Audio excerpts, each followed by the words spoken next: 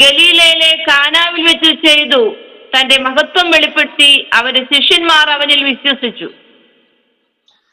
മതി. നമുക്കെല്ലാവർക്കും ഏറെ പരിചിതമായിട്ടുള്ള ഒരു വേദഭാഗമാണ് നമ്മുടെ ചിന്തയ്ക്ക് ആധാരമായി ഈ രാത്രിയുടെ വായിച്ചു കേൾക്കുവാനായിട്ട് കർത്താവ് സഹായിച്ചത്. ഈ തിരുവെഴുത്തുകളെ അടിസ്ഥാനപ്പെടുത്തിക്കൊണ്ട് ഇന്ന് രാത്രി ചില സമയങ്ങൾ നിങ്ങളുമായി തിരുവചനം പങ്കിടുവാൻ വേണ്ടിയാണ് ഞാൻ കർത്താവിൽ ആഗ്രഹിക്കുന്നത്. വളരെ പ്രാർത്ഥനയോടുകൂടെ നമുക്ക് എല്ലാവർക്കും കർത്താവിന്റെ പാതപീഠത്തിലേക്ക് വേഗത്തിൽ കടന്നു വരാം.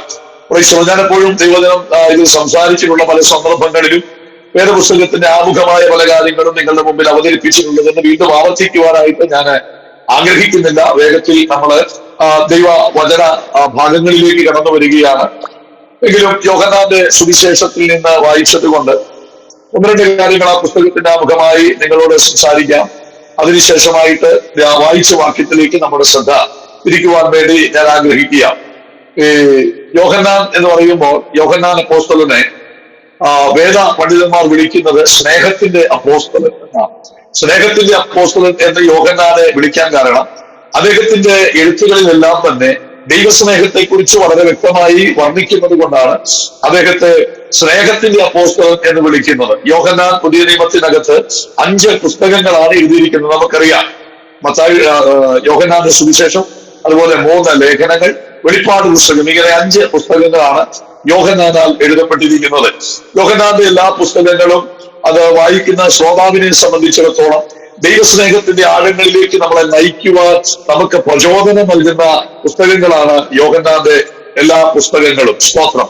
ഇനി യോഹന്നാൻ അപ്പോസ്തലനെ കുറിച്ച് നമ്മൾ പഠിക്കുമ്പോൾ ഈ യോഹന്നാൻ അപ്പോസ്തലൻ യേശുക്രിസ്തുവിന്റെ ശിഷ്യനായി മാറുന്നതിന് മുൻപ് അദ്ദേഹം സ്നാപക യോഹന്നാന്റെ ശിഷ്യഗണത്തിൽപ്പെട്ട ഒരുവനായിരുന്നു. പ്രഗത്ഭനും പ്രസിദ്ധനും പ്രിയനുമായ തങ്ങളുടെ പ്രവാചകനായ സ്നാപക യോഹന്നാനെ വിട്ട് പ്രപഞ്ചശില്പി എങ്കിലും പ്രവർത്തികളാൽ അപ്പോൾ പ്രസിദ്ധനല്ലായിരുന്ന യേശുവിനെ അനുഗമിച്ച ഏറ്റവും അനുഗ്രഹിക്കപ്പെട്ട ഒരു ശിഷ്യനായിരുന്നു യോഹന്നാൻ എന്ന് പറയുന്നത്.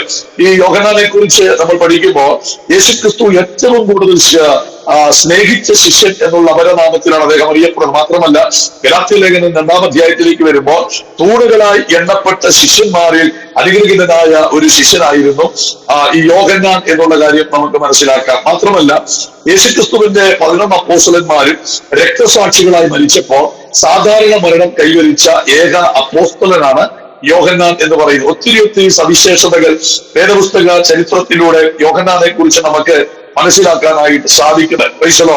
യോഹന്നാൻ ശുശ്രൂഷിച്ചുകൊണ്ടിരുന്ന 1-ാം നൂറ്റാണ്ടിൽ അപ്പോസ്തലനായിരിക്കുന്ന യോഹന്നാൻ നോസ്റ്റിക് തത്വജ്ഞാനികൾ എന്ന് പറയുന്ന ഒരു കൂട്ടം ആളുകൾ യേശുക്രിസ്തുവിന്റെ മനുഷ്യത്വത്തെയും ദൈവത്വത്തെയും നിഷേധിച്ചു. അവര് പറഞ്ഞു, യേശുക്രിസ്തു ഒരു പൂർണ്ണ മനുഷ്യനല്ല, മനുഷ്യരൂപത്തിലുള്ള ഒരു മായക്കാഴ്ചയാണ്. വീണ്ടും അവർ പറഞ്ഞു, യേശുക്രിസ്തു ഒരു പൂർണ്ണ ദൈവമല്ല, അനേക ദൈവങ്ങളുടെ കൂട്ടത്തിലുള്ള ഒരു കൊച്ചു ദൈവം മാത്രമാണെന്ന് പറഞ്ഞ് യേശുക്രിസ്തുവിന്റെ മനുഷ്യത്വത്തെയും ദൈവത്വത്തെയും നിഷേധിച്ച സമയത്താണ് യേശുക്രിസ്തുവിന്റെ ഒപ്പം 3.5 വർഷം നടന്ന് യേശുക്രിസ്തുവിനെ മനുഷ്യത്വ ദൈവത്വങ്ങൾ വ്യക്തമായി വേർതിരിച്ച് മനസ്സിലാക്കിയ യോഹന്നാൻ അപ്പോസ്തലനെ സംബന്ധിച്ചിടത്തോളം നോസ്റ്റിക് തത്വജ്ഞാനികളുടെ വാദമുഖങ്ങൾക്ക് നേരെ വായടച്ച് മൗനമായിരിക്കാൻ അദ്ദേഹത്തിന് സാധിച്ചില്ല. മറിച്ച് അദ്ദേഹത്തിന്റെ മേൽ പകർന്ന ക്രിസ്തുവിന്റെ ആത്മാവിന്റെ ശക്തിയോടുകൂടെ യേശുക്രിസ്തു നിത്യത മുഴുവൻ നിറഞ്ഞു നിൽക്കുന്ന നിസ്തുല്യനായ ദൈവമാണെന്ന് നിർഭയപൂർവ്വം യോഹന്നാൻ തന്റെ സുവിശേഷത്തിലൂടെ രേഖപ്പെടുത്തുകയാണ്. ഇനി നമ്മൾ യോഹന്നാന്റെ സുവിശേഷത്തിലേക്ക് കടന്നു വരുമ്പോൾ ഈ യോഹന്നാന്റെ സുവിശേഷത്തിന്റെ അകത്ത് യേശുക്രിസ്തുവിന്റെ നിത്യത്വവും വ്യക്തിത്വവും ദൈവത്വവും വളരെ കൃത്യമായി യോഹന്നാൻ പറഞ്ഞാണ് ഈ പുസ്തകം ആരംഭിക്കുന്നത്. യേശുക്രിസ്തുവിന്റെ നിത്യത്വത്തെ കുറിച്ച് താൻ പറയുന്നു, യേശുക്രിസ്തുവിന്റെ വ്യക്തിത്വത്തെ കുറിച്ച് പറയുന്നു, യേശുവിന്റെ ദൈവത്വത്തെ കുറിച്ച്, ഇങ്ങനെ 3 ആളത്വങ്ങളായിട്ട് ക്രിസ്തുവിനെ അദ്ദേഹം പറയുന്നു. 1-ാമത്തെ വാക്യം യോഹന്നാൻ 1:1, ആദിയിൽ വചനമുണ്ടായിരുന്നു, വചനം ദൈവത്തോടുകൂടെ ആയിരുന്നു, വചനം ദൈവമായിരുന്നു. അപ്പോൾ ഈ ആദ്യത്തെ വാക്യത്തെ തന്നെ യേശുക്രിസ്തുവിന്റെ ആളത്വങ്ങൾ, വ്യക്തിത്വങ്ങൾ ഇവിടെ വളരെ വ്യക്തമായിട്ട് യോഹന്നാൻ പറഞ്ഞുകൊണ്ടാണ് തന്റെ പുസ്തകം എഴുതി തുടങ്ങുന്നത്. അതായത് നിത്യതയോളം നീണ്ടു നിൽക്കുന്ന വിഷയത്തെ കുറിച്ചാണ് താൻ പറഞ്ഞു തുടങ്ങുന്നത് എന്നുള്ളത് നമ്മൾ മറന്നു പോകരുത്. സ്തോത്രം. മറ്റ് 3 സുവിശേഷകന്മാരും, അതായത് മത്തായി, മർക്കോസും ലൂക്കോസും, ഈ 3 സുവിശേഷകന്മാരും യേശുക്രിസ്തുവിന്റെ മാനുഷികമായ തുടക്കത്തെ കുറിച്ചാണ് പറഞ്ഞു തുടങ്ങുന്നത്. മത്തായി ആരംഭിക്കുന്നു അബ്രഹാമിന്റെ പുത്രനായ ദാവീദിന്റെ പുത്രനായ യേശുക്രിസ്തുവിന്റെ വംശാവലി എന്ന് പറഞ്ഞ് അബ്രഹാമിന്റെയും ദാവീദിന്റെയും വംശത്തിൽ പിറന്ന ജനിച്ച ഏതാണ്ട് 6000-4000 വർഷം മാത്രം പഴക്കമുള്ള ഒരു മനുഷ്യനായി യേശുക്രിസ്തുവിനെ ലോകത്തിന് പരിചയപ്പെടുത്തുമ്പോൾ യോഹന്നാനെ സംബന്ധിച്ചിടത്തോളം 4000 വർഷത്തെ ചരിത്രമോ 6000 വർഷത്തെ ചരിത്രമോ അല്ല യോഹന്നാൻ വെളിപ്പെടുത്തുന്നത്. നിത്യത മുതൽ തുടങ്ങുന്ന ഒരു യേശുവിനെ കുറിച്ചാണ് യോഹന്നാൻ തന്റെ പുസ്തകത്തിന്റെ അകത്ത് വെളിപ്പെടുത്തുന്നത്. അതുകൊണ്ടാണ് ആദിയിൽ വചനമുണ്ടായിരുന്നു എന്ന് പറഞ്ഞാൽ അത് യേശുക്രിസ്തുവിന്റെ നിത്യത്വത്തെ കാണിക്കുന്നു. വചനം ദൈവത്തോടു കൂടെ ആയിരുന്നു എന്ന് പറയുമ്പോൾ അത് യേശുക്രിസ്തുവിന്റെ വ്യക്തിത്വമാണ്. ഇനി വചനം ദൈവമായിരുന്നു എന്ന് പറയുമ്പോൾ യേശുക്രിസ്തുവിന്റെ ദൈവത്വമാണ്. അങ്ങനെയാണെങ്കിൽ യേശുക്രിസ്തുവിന്റെ നിത്യത്വവും വ്യക്തിത്വവും ദൈവത്വവും ഒരുപോലെ തുറന്നു കാണിച്ചുകൊണ്ടാണ് യോഹന്നാൻ തന്റെ പുസ്തകം എഴുതുന്നത് എന്നുള്ളത് വളരെ അനുഗ്രഹിക്കപ്പെട്ട ഒരു കാര്യം തന്നെയാണ്. നമ്മൾ ശ്രദ്ധിക്കുക, യോഹന്നാൻ ലോകത്തിന് വെളിപ്പെടുത്തുന്ന ക്രിസ്തു ഒരു പുതിയ ദൈവമല്ല, ഒരു പുരാതന ദൈവമാണ്. Price the Lord. അങ്ങനെയാണെങ്കിൽ ഇന്ന് രാത്രി നാം തിരിച്ചറിയുക, ഞാനും നിങ്ങളും ആരാധിക്കുന്നത് ഒരു പുതിയ ദൈവത്തെയല്ല, 6000-4000 വർഷം മാത്രം പഴക്കമുള്ള ഒരു പുതിയ ദൈവത്തെയല്ല, മറിച്ച് നാം ആരാധിക്കുന്നത് പുരാതന ദൈവമാണ്. ഹല്ലേലൂയ. ഏക സത്യ ദൈവമായ യേശുക്രിസ്തുവിനെ ആരാധിക്കേണ്ടതിന് ദൈവം നമുക്ക് നൽകിയ ഭാഗ്യത്തെ ഓർത്താൽ ഇന്ന് രാത്രി എത്ര ദൈവത്തെ സ്തുതിച്ചാലും നമുക്ക് മതി വരികയില്ല. കാരണം ഈ ദൈവത്തെ കാണാൻ കഴിയാതെ ഹല്ലേലൂയ എത്രയോ നൂറുകണക്കിന് ആളുകൾ നമ്മുടെ ചുറ്റുപാടുകളിൽ ദൈവം ആരെന്ന് അറിയാൻ കഴിയാതെ, സത്യദൈവം ആരാണ് നിത്യദൈവം ആരാണെന്ന് അറിയാൻ കഴിയാതെ ഹല്ലേലൂയ മനുഷ്യൻ മുൻപോട്ട് ജീവിക്കുമ്പോൾ ഈ സത്യദൈവത്തെയും ഹല്ലേലൂയ പുരാതന ദൈവത്തെയും നിത്യദൈവത്തെയും വ്യക്തമായി തിരിച്ചറിഞ്ഞ ദൈവത്തെ പിൻവച്ചുവാൻ ദൈവം നമുക്ക് നൽകിയ ഭാഗ്യത്തെ ഓർത്ത് ഈ രാത്രി നമുക്ക് ദൈവത്തെ സ്തുതിക്കാൻ കഴിയട്ടെ. Price the Lord. ഹല്ലേലൂയ. എത്ര പേർക്ക് ഇന്ന് രാത്രി സന്തോഷമുണ്ട്. പുതിയ പുതിയ ദൈവങ്ങൾ ഓരോ സമയങ്ങളിൽ നമ്മുടെ ചുറ്റുപാടുകളിൽ എഴുന്നേറ്റ് വരുമ്പോൾ ദൈവങ്ങളെന്ന് സങ്കല്പിക്കുന്ന പലതിനെയും പിൻവച്ചുവാൻ നൂറുകണക്കിന് ആളുകൾ അതിന്റെ പിന്നാലെ പോകുമ്പോൾ യാഥാർത്ഥ്യങ്ങളെ തിരിച്ചറിഞ്ഞ് നിത്യദൈവത്തിന്റെ പിന്നാലെ ചുവടുവെക്കുവാൻ ഭാഗ്യം ലഭിച്ച ആളുകൾ നാം എത്രയോ അനുഗ്രഹിക്കപ്പെട്ടവരാണെന്ന് ആവർത്തിച്ചു പറയുന്നതിൽ എനിക്ക് വലിയ സന്തോഷമുണ്ട്. അപ്പോൾ നിത്യദൈവത്തെയാണ്, പുരാതന ദൈവത്തെയാണ് യോഹന്നാൻ തന്റെ പുസ്തകത്തിലൂടെ ശക്തമായി രേഖപ്പെടുത്തുന്നത്. താൻ ജീവിച്ചിരുന്ന കാലഘട്ടത്തിൽ യേശുക്രിസ്തുവിന്റെ മനുഷ്യത്വ ദൈവത്വങ്ങൾക്ക് വിരോധമായി ചലിച്ച ഒരു കൂട്ടം ജനത്തിന് നേരെ ഹല്ലേലൂയ താൻ തന്റെ തൂലിക എടുത്തുകൊണ്ട് ചലിപ്പിച്ച് വളരെ കൃത്യമായും വ്യക്തമായും ക്രിസ്തുവിനെ കുറിച്ച് ലോകത്തിന് കൈമാറുകയാണ്. അപ്പൊ ഒരു കാര്യം വ്യക്തമാണ്, പ്രൈസ് ദി ലോർഡ്. 1-ാം നൂറ്റാണ്ടിൽ യേശുക്രിസ്തുവിന്റെ ദൈവത്വ മനുഷ്യത്വങ്ങളെ നിഷേധിച്ച നോസ്റ്റിക് തത്വജ്ഞാനികൾ എന്ന് പറയുന്ന വലിയ കൂട്ടത്തിന് വിരോധമായി ആത്മശക്തിയോടെ ചലിക്കുവാൻ ഒരു യോഹന്നാനെ ആ തലമുറയിൽ ദൈവം എഴുന്നേൽപ്പിച്ചെങ്കിൽ ഈ തലമുറയിൽ യേശുക്രിസ്തുവെന്ന നിത്യദൈവത്തെ കുറിച്ച് വെളിപ്പെടുത്തുവാൻ ദൈവത്തിന്റെ അഭിഷേകത്താൽ നിയോഗിക്കപ്പെട്ട ദൈവദാസന്മാരെ, ദൈവമക്കളെ ഓർത്ത് ഈ രാത്രി ആ ദൈവത്തെ സ്തുതിക്കുന്നു. എന്റെയും നിങ്ങളുടെയും വലിയ ഏറ്റവും വലിയ ഉത്തരവാദിത്വമാണ് നിത്യദൈവമായ ക്രിസ്തുവിനെ, പുരാതന ദൈവമായ ക്രിസ്തുവിനെ ലോകത്തിന് വെളിപ്പെടുത്തുക എന്നുള്ളത്. അങ്ങനെയാണെങ്കിൽ 4 ഭിത്തിക്കകത്ത് ഒതുങ്ങുന്ന ഒരു ആത്മീയതയ്ക്കല്ല ദൈവം നമ്മെ വിളിച്ചത്. ഹല്ലേലൂയ. ലോകത്തിലേക്ക് ഇറങ്ങി വന്ന് നാം ആരാധിക്കുന്ന ദൈവത്തിന്റെ മഹത്വം എത്ര വലുതാണെന്ന് ഹല്ലേലൂയ പ്രസംഗങ്ങളിലൂടെയും എഴുത്തുകളിലൂടെയും നമ്മുടെ ജീവിതത്തിലൂടെയും ലോകത്തിന് കൈമാറുക എന്നുള്ള ആത്യന്തികമായ ലക്ഷ്യത്താൽ നിറയപ്പെട്ടവരാണ് ഓരോ ദൈവമക്കളായ ഞാനും നിങ്ങളും എന്നുള്ള തിരിച്ചറിവ് ഇന്ന് രാത്രി നമുക്കുണ്ടാകട്ടെ. Price the Lord. അവിടെ നിന്നാണ് ദൈവത്തിന്റെ അനുഗ്രഹങ്ങൾ എന്നെയും നിങ്ങളെയും തേടി വരുന്നത്. കരമുയർത്തി ദൈവത്തിന് സ്തോത്രം ചെയ്യാൻ കഴിയട്ടെ. Price the Lord. ഹല്ലേലൂയ. അപ്പോൾ യോഹന്നാനെ സംബന്ധിച്ചിടത്തോളം 1-ാം നൂറ്റാണ്ടിൽ ക്രിസ്തു വീര്യത്തോടുകൂടെ സത്യദൈവത്തെ വെളിപ്പെടുത്തുന്നതിൽ യോഹന്നാൻ അല്ലെങ്കിൽ അജയ്യനായിരുന്നു എന്ന് അദ്ദേഹത്തിന്റെ എഴുത്തുകളിൽ നിന്ന് വളരെ വ്യക്തമായി നമുക്ക് മനസ്സിലാക്കാനായിട്ട് കഴിയുന്നുണ്ട്. ഇത് ഞാൻ വായിച്ച ഭാഗത്തിലേക്ക് വന്ന് നമ്മുടെ ചിന്തകൾ അവിടേക്ക് കൊണ്ടുപോകാൻ കർത്താവിൽ ഞാൻ ആഗ്രഹിക്കുകയാണ്. എനിക്ക് ശിഷ്യന്മാരിൽ ഞാൻ വളരെ ഇഷ്ടപ്പെടുന്ന, സ്നേഹിക്കുന്ന ഒരു ശിഷ്യൻ തന്നെയാണ് യോഹന്നാൻ. അതുകൊണ്ട് അദ്ദേഹത്തിന്റെ പുസ്തകങ്ങളിൽ ആവർത്തിച്ച് പല പ്രസംഗങ്ങളും ഞാൻ തയ്യാറാക്കി പ്രസംഗിക്കാറുണ്ട്. ഹല്ലേലൂയ. കാരണം സ്തോത്രം, ക്രിസ്തുവിനോടുള്ള അദ്ദേഹത്തിന്റെ സ്നേഹം അചഞ്ചലമായിരുന്നു, സ്തോത്രം അവർണ്ണനീയമായിരുന്നു എന്ന് യോഹന്നാന്റെ ചരിത്രം പഠിക്കുമ്പോൾ നമുക്ക് വ്യക്തമായി മനസ്സിലാക്കാനായിട്ട് കഴിയുന്നുണ്ട്. അപ്പോൾ നമ്മൾ വായിച്ചത് യോഹന്നാന്റെ സുവിശേഷം 2-ാം അധ്യായത്തിലാണ്. ഈ 2-ാം അധ്യായത്തിലേക്ക് നമ്മൾ കടന്നു വരുമ്പോൾ അതിന്റെ 11-ാമത്തെ വാക്യമാണല്ലോ നമ്മുടെ ചിന്തയ്ക്ക് ആധാരമായി ഇവിടെ വായിച്ചു കേൾപ്പിക്കുവാൻ ഇടയായ 11-ാം വാക്യം ഒരിക്കൽ കൂടെ ഒന്ന് വായിച്ചാൽ. യേശു ഇതിനെ അടയാളങ്ങളുടെ ആരംഭമായി ഗലീലയിലെ കാനാവിൽ വെച്ച് ചെയ്തു. തന്റെ മഹത്വം വെളിപ്പെടുത്തി അവന്റെ ശിഷ്യന്മാർ അവനിൽ വിശ്വസിച്ചു. യേശു ഇതിനെ അടയാളങ്ങളുടെ ആരംഭമായി ഗലീലയിലെ കാനാവിൽ വെച്ച് ചെയ്ത് തന്റെ മഹത്വം വെളിപ്പെടുത്തി അവന്റെ ശിഷ്യന്മാർ അവനിൽ വിശ്വസിച്ചു. വളരെ അനുഗ്രഹിക്കപ്പെട്ട ഒരു വാക്യമാണ് 2:11. ഇവിടെ യേശുക്രിസ്തുവിന്റെ യേശുക്രിസ്തുവിന്റെ മഹത്വം വെളിപ്പെടുത്തി എന്നുള്ളതാണ്. അപ്പം ക്രിസ്തുവിന്റെ വെളിപ്പാടുകളെ കുറിച്ച് ഈ പുസ്തകത്തിന്റെ അകത്ത് നമുക്ക് വളരെ വ്യക്തമായി മനസ്സിലാക്കാൻ കഴിയുന്നുണ്ട്. ഈ 2-ാം അധ്യായത്തിൽ തന്നെ ക്രിസ്തുവിന്റെ 2 വ്യത്യസ്തമായ വെളിപ്പാടുകളെ കുറിച്ച് നമുക്ക് പറയാൻ കഴിയും. 2-ാം അധ്യായത്തിന്റെ 1 മുതൽ 11 വരെയുള്ള വാക്യങ്ങളിൽ യേശുക്രിസ്തുവിന്റെ കരുണയുടെ വെളിപ്പാട് നമുക്ക് കാണാം. അതുപോലെ 13 മുതൽ ഒടുവിലത്തെ വാക്യം വരെ പഠിക്കുമ്പോൾ യേശുക്രിസ്തുവിന്റെ ന്യായവിധിയുടെ വെളിപ്പാട് നമുക്ക് കാണാൻ കഴിയുന്നത്. അപ്പൊ 2 നിലയിലാണ് കർത്താവ് ഈ അധ്യായത്തിന്റെ അകത്ത് വെളിപ്പെടുന്നത്. 1-ാമത്തെ ഭാഗത്ത് യേശുക്രിസ്തു കാനാവിലെ വീഞ്ഞു തീർന്നുപോയ വീട്ടിൽ ആ വീഞ്ഞ് തീർന്നു എന്നറിഞ്ഞപ്പോൾ എത്രയും കരുണയോടെ ആ വീടിന്റെ പരിതാപകരമായ അവസ്ഥകളെ മനസ്സിലാക്കി തക്കതായ നിലയിൽ ഇടപെട്ടുകൊണ്ട് യേശു കരുണയുള്ള ദൈവമാണെന്ന് ആ കുടുംബത്തിൽ വെളിപ്പെടുത്തുകയാണ്. സ്തോത്രം. ഇനി 2-ാമത്തെ ഭാഗത്തിലേക്ക് വരുമ്പോൾ ദൈവത്തിന്റെ ആലയത്തെ വാണിഭശാലയാക്കുന്ന ആളുകളോടുള്ള യേശുക്രിസ്തുവിന്റെ വെളിപ്പാട് മറ്റൊരു തരത്തിലായിരുന്നു. അല്ലെങ്കിൽ യേശുവിന്റെ മുഖം അവരോട് നേരെ മറ്റൊരു ലെവലിലായിരുന്നു. ചാത്തവാറുകൊണ്ട് അവര് വേട്ടയാടുന്ന ഒരു അനുഭവം നമുക്ക് കാണാൻ കഴിയുന്നുണ്ട്. ചാത്തവാറെടുത്ത് അവരെ അടിച്ച് ആലയത്തിൽ നിന്ന് പുറത്താക്കുന്നു. അവരുടെ വിൽപ്പന ചരക്കുകളെ ചവിട്ടി മെതിച്ചു കളയുന്നു. അങ്ങനെ ദൈവാലയത്തെ ശുദ്ധീകരിക്കുവാൻ വേണ്ടി യേശു ശ്രമിക്കുക. അപ്പോൾ അവിടെ ചാത്തവാറെടുത്ത് അതിന്റെ ദൈവാലയത്തെ അശുദ്ധമാക്കുന്നവരെ ചാത്തവാറ് കൊണ്ട് അടിക്കുന്ന ന്യായവിധിയുടെ വെളിപ്പാടാണ് നമുക്ക് കാണാൻ കഴിയുന്നത്. അപ്പോൾ യേശുക്രിസ്തു എന്ന ദൈവപുരുഷന് ഏത് നിലയിൽ വേണമെങ്കിലും വെളിപ്പെടാൻ കഴിയും എന്നുള്ളത് നമ്മൾ മനസ്സിലാക്കുക. അവന്റെ സ്വഭാവം എല്ലായ്പ്പോഴും ഒരുപോലെയാകുകയില്ല.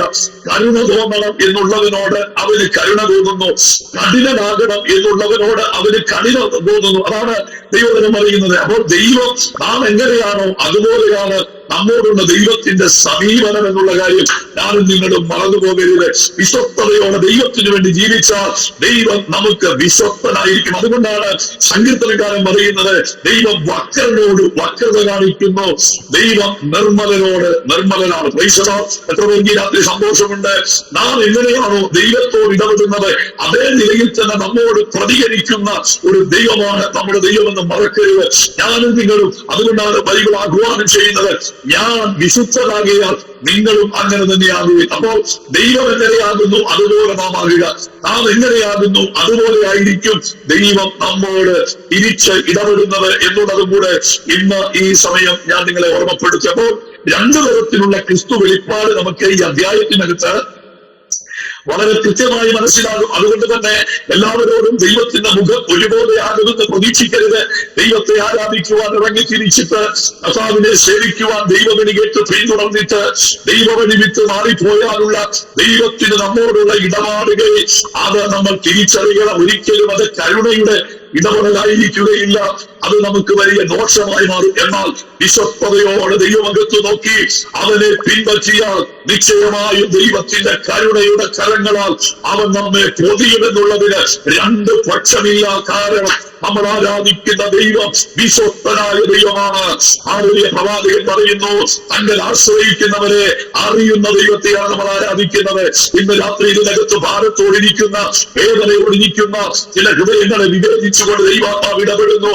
ഈ രാത്രി നമ്മുടെ ഹൃദയം ദൈവത്തിലേക്ക് സമർപ്പിച്ചാൽ അല്ലെങ്കിൽ അസാധാരണമായ ചില ദൈവപ്രവൃത്തികൾ നമ്മുടെ മേലെ പകർന്ന് നമ്മെ വിടിയിപ്പാൻ കഴിയുന്ന ഒരു സർവശക്തനായ ദൈവത്തിന്റെ കരം ഇന്ന് രാത്രി ഹല്ലേലൂയ ഇതിനകത്ത് അതിശക്തമായ ദൈവം വെളിപ്പെടുത്തുകയാണ്.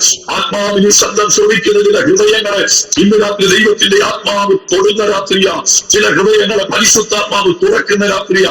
അടഞ്ഞുപോയ ചില വാതിലുകൾ ദൈവാത്മാവ് തുറക്കുന്ന രാത്രിയാ. ഭക്തന്മാരോടുള്ള ദൈവത്തിന്റെ നിത്യനീതി ഇന്ന് രാത്രി വെളിപ്പെടുത്തുവാൻ ചരിതയുള്ള കരുണയുള്ള ഒരു മഹാദൈവത്തിന്റെ സാന്നിധ്യം ഇന്ന് രാത്രി ഇതിനകത്ത് ചലിക്കുന്നത് ആത്മാവിൽ അറിയുന്നവർ ഇരിക്കുന്നവിടെ തടങ്ങിയിരിക്കാതെ വായുതുറന്ന് അതരം ചലിപ്പിച്ച് അല്പനിമിഷങ്ങൾ ദൈവത്തിനൊന്ന് മഹത്വപ്പെടുത്തി. നമ്മുടെ ദൈവത്തിന്റെ പ്രത്യേകത അവൻ ഹല്ലേലൂയ സ്തുതികളിൽ വസിക്കുന്ന മഹത്വത്തിന്റെ ദൈവമാണ്. ഇന്ന് രാത്രി ആ ദൈവ സാന്നിധ്യം ചില ശരീരങ്ങളിലേക്ക് പരിശുദ്ധാത്മാവ് വെളിപ്പെടുത്തുകയാണ്. ചില വെല്ലുവിളികൾ ഇന്ന് രാത്രി പൊട്ടിമാറട്ടെ. ചില വാതിലുകൾ ഇന്ന് രാത്രി ദൈവത്താൽ തുറന്നു വരട്ടെ. വിശ്വസിക്കുന്നവരുടെ ഈ രാത്രി ദൈവ സാന്നിധ്യം വ്യാപരിക്കുന്നു. Praise the Lord. Hallelujah. Praise the Lord. അപ്പോൾ ക്രിസ്തുവിന്റെ വ്യത്യസ്തമായ രണ്ട് വെളിപ്പാടുകൾ അധ്യായത്തിൽ നമുക്ക് കാണാൻ കഴിയും. Praise the Lord. ഇനി ഇവിടെ വായിക്കുന്നെങ്കിലാണ് യേശു 11-ാം വാക്യം വായിക്കുന്നത്.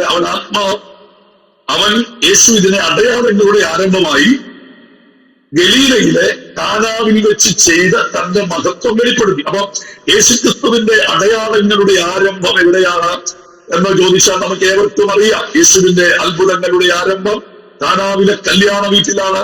കാനാവിലെ കല്യാണ വീട്ടിൽ യേശു ചെയ്യുന്ന അത്ഭുത പ്രവൃത്തി നമുക്ക് എല്ലാവർക്കും അറിയാം. അപ്പോൾ ഇത് എവിടെയാണ് എന്ന് ചോദിച്ചാൽ ഗലീലയിലെ കാനാവിലാണ് യേശു തന്റെ മഹത്വം ആദ്യമായി വെളിപ്പെടുത്തുന്നത്. ഹല്ലേലൂയ. എന്താണ് ഗലീലയുടെ പശ്ചാത്തലം എന്ന് പറയുന്നത്? എന്താണ് കർത്താവ് ഗലീല തെരഞ്ഞെടുക്കുവാൻ ഇടയായത്? ആധുനിക പലസ്തീനെ നമ്മൾ പഠിക്കുമ്പോൾ അതിനെ 3 ഭാഗങ്ങളായിട്ടാണ് തിരിക്കുന്നത്. യഹൂദിയ, ശമരിയ, ഗലീലിയ. 3 ഭാഗങ്ങളാണ്. അല്ലെങ്കിൽ താഴെ നിന്ന് പറഞ്ഞാൽ ഗലീലിയ, ശമരിയ, യഹൂദിയ. ഇനി ഇവിടെ യഹൂദിയ എന്ന് പറയുമ്പോൾ ഉന്നതന്മാരായ യഹൂദന്മാർ താമസിക്കുന്ന സ്ഥലമാണ്. സാമ്പത്തികമായിട്ടും സാമൂഹികമായിട്ടും അതുപോലെ തന്നെ വിദ്യാഭ്യാസ സമ്പന്നരായ അങ്ങനെയുള്ള സമൂഹത്തിൽ വിലയും നിലയുമുള്ള യഹൂദന്മാർ പാർക്കുന്ന സ്ഥലമാണ് യഹൂദിയ എന്ന് പറയുന്ന രാജ്യം. എന്നാൽ അവിടെ നിന്നോട്ട് മാറി ശമരിയ എന്ന് പറഞ്ഞാൽ അത് മറ്റൊരു ജാതിയാണ്. ഞാൻ അവിടേക്ക് പോകുന്നില്ല. എന്നാൽ ഗലീല എന്ന് പറയുമ്പോൾ ഗലീലയെ വിളിക്കുന്നത് നമുക്കറിയാം. നമുക്ക് ഗലീലയെ കുറിച്ച് മനസ്സിലാകുമ്പോൾ ഗലീല എന്ന് പറയുമ്പോൾ എന്താണ്? അവിടെ യഹൂദന്മാരെന്നും അവിടെ യഹൂദന്മാരുണ്ട്. അപ്പോൾ തന്നെ ജാതികളും കൂടെ പാർക്കുന്ന സ്ഥലമാണ്. യഹൂദന്മാരും ജാതികളും സമ്മിശ്രമായി പാർക്കുന്ന സ്ഥലമാണ് ഗലീല. അപ്പോൾ ഇവിടെയുള്ള യഹൂദന്മാരെന്ന് പറഞ്ഞാൽ ഏറ്റവും സാധാരണക്കാരായിട്ടുള്ള യഹൂദന്മാരാണ്. അതായത് വിദ്യാഭ്യാസമില്ലാത്ത സാമാന്യ കുടുംബങ്ങളിൽ ജനിക്കുന്ന ആ സമൂഹത്തെ ഏറ്റവും താഴേക്കിടയിലുള്ള അല്ലെങ്കിൽ താഴ്ന്ന ലെവലിലുള്ള ജോലികൾ ചെയ്യുന്ന ആളുകളാണ്. യേശുവിന്റെ ശിഷ്യന്മാരൊക്കെ തന്നെ മുക്കുവന്മാരായിരുന്നു നമുക്കറിയാം. അതുപോലെ യേശുവിന്റെ അപ്പനെ കുറിച്ച് പറയുന്നത് അച്ഛനായിരുന്നു, ആശാരിപ്പണി ചെയ്യുന്ന ആളുകളാണ്. അപ്പൊ സമൂഹത്തിൽ മറ്റുള്ളവർ താഴ്ന്ന ജോലി എന്ന് പറയുന്ന പല നിലയിലുള്ള ജോലികൾ ചെയ്തും സമൂഹത്തിൽ അധികം അറിയപ്പെടാത്തവരും വിദ്യാഭ്യാസം കൊണ്ടൊക്കെ വളരെ താഴ്ന്ന ലെവലിൽ ജീവിക്കുന്ന സാധാരണക്കാരായ യഹൂദന്മാരാണ് ഗലീലയിൽ പാർത്തിരുന്നത്. അപ്പോൾ തന്നെ ഈ ഗലീലയ്ക്കകത്ത് ജാതികളും കൂടെ ഉണ്ടായിരുന്നു. Price the Lord. അപ്പോൾ ഈ ഗലീലയാണ് നമ്മുടെ കർത്താവ് തന്റെ മഹത്വം വെളിപ്പെടുത്തുവാൻ ആദ്യം തെരഞ്ഞെടുത്തത്. ഹല്ലേലൂയ. യേശുക്രിസ്തുവിന് ജനിക്കുവാൻ യഹൂദയിലെ ബേത്ലഹേമിൽ ഇടമുണ്ടായിരുന്നു. വേണമെങ്കിൽ അവിടെ വളരാമായിരുന്നു. അവിടെ മാത്രം അത്ഭുതങ്ങൾ ചെയ്യാമായിരുന്നു. അങ്ങനെ യേശുക്രിസ്തുവിനെ യഹൂദരുടെ ഉന്നതന്മാരുടെ ഇടയിൽ തന്നെ വേണമെങ്കിൽ യേശുവിനെ നിൽക്കാമായിരുന്നു. പക്ഷേ കർത്താവ് അത് ചെയ്തില്ല. ജനിച്ചത് ബേത്ലഹേമിലാണെങ്കിലും വളർന്നത് ഗലീലയിലെ നസറത്തിലും അതിന്റെ പരിസര പ്രദേശങ്ങളിലുമാണ് യേശു വളർന്നത്. യേശുവിന്റെ ശുശ്രൂഷ ആരംഭിക്കുന്നതും ഗലീലയിൽ തന്നെയാണ്. അപ്പോൾ എന്താണ് ഗലീലയുടെ പശ്ചാത്തലം എന്നുള്ളത് നമുക്കറിയാമെന്ന് വേഗത്തിലൊന്ന് വായിക്കാം. ഗലീലയുടെ പശ്ചാത്തലം മനസ്സിലാകണമെങ്കിൽ മത്തായിയുടെ സുവിശേഷം 4-ാം അധ്യായം അതിന്റെ 14-ാം വാക്യം ഒന്ന് വായിച്ചാൽ നമുക്കവിടെ വളരെ വ്യക്തമായി ഗലീലയുടെ പശ്ചാത്തലം എന്താണെന്ന് മനസ്സിലാക്കാൻ കഴിയും. യേശുക്രിസ്തു ആ ഗലീലയിലേക്കാണ് തന്റെ ശുശ്രൂഷകൾ മഹത്വം വെളിപ്പെടുത്തുവാൻ ആദ്യത്തെ അത്ഭുതം ചെയ്ത് അവിടെയാണ്. അപ്പൊ ഗലീലയുടെ ആ പശ്ചാത്തലം എന്തായിരുന്നു എന്നുള്ളത് ഒന്ന് വായിക്കുമ്പോൾ മനസ്സിലാകും.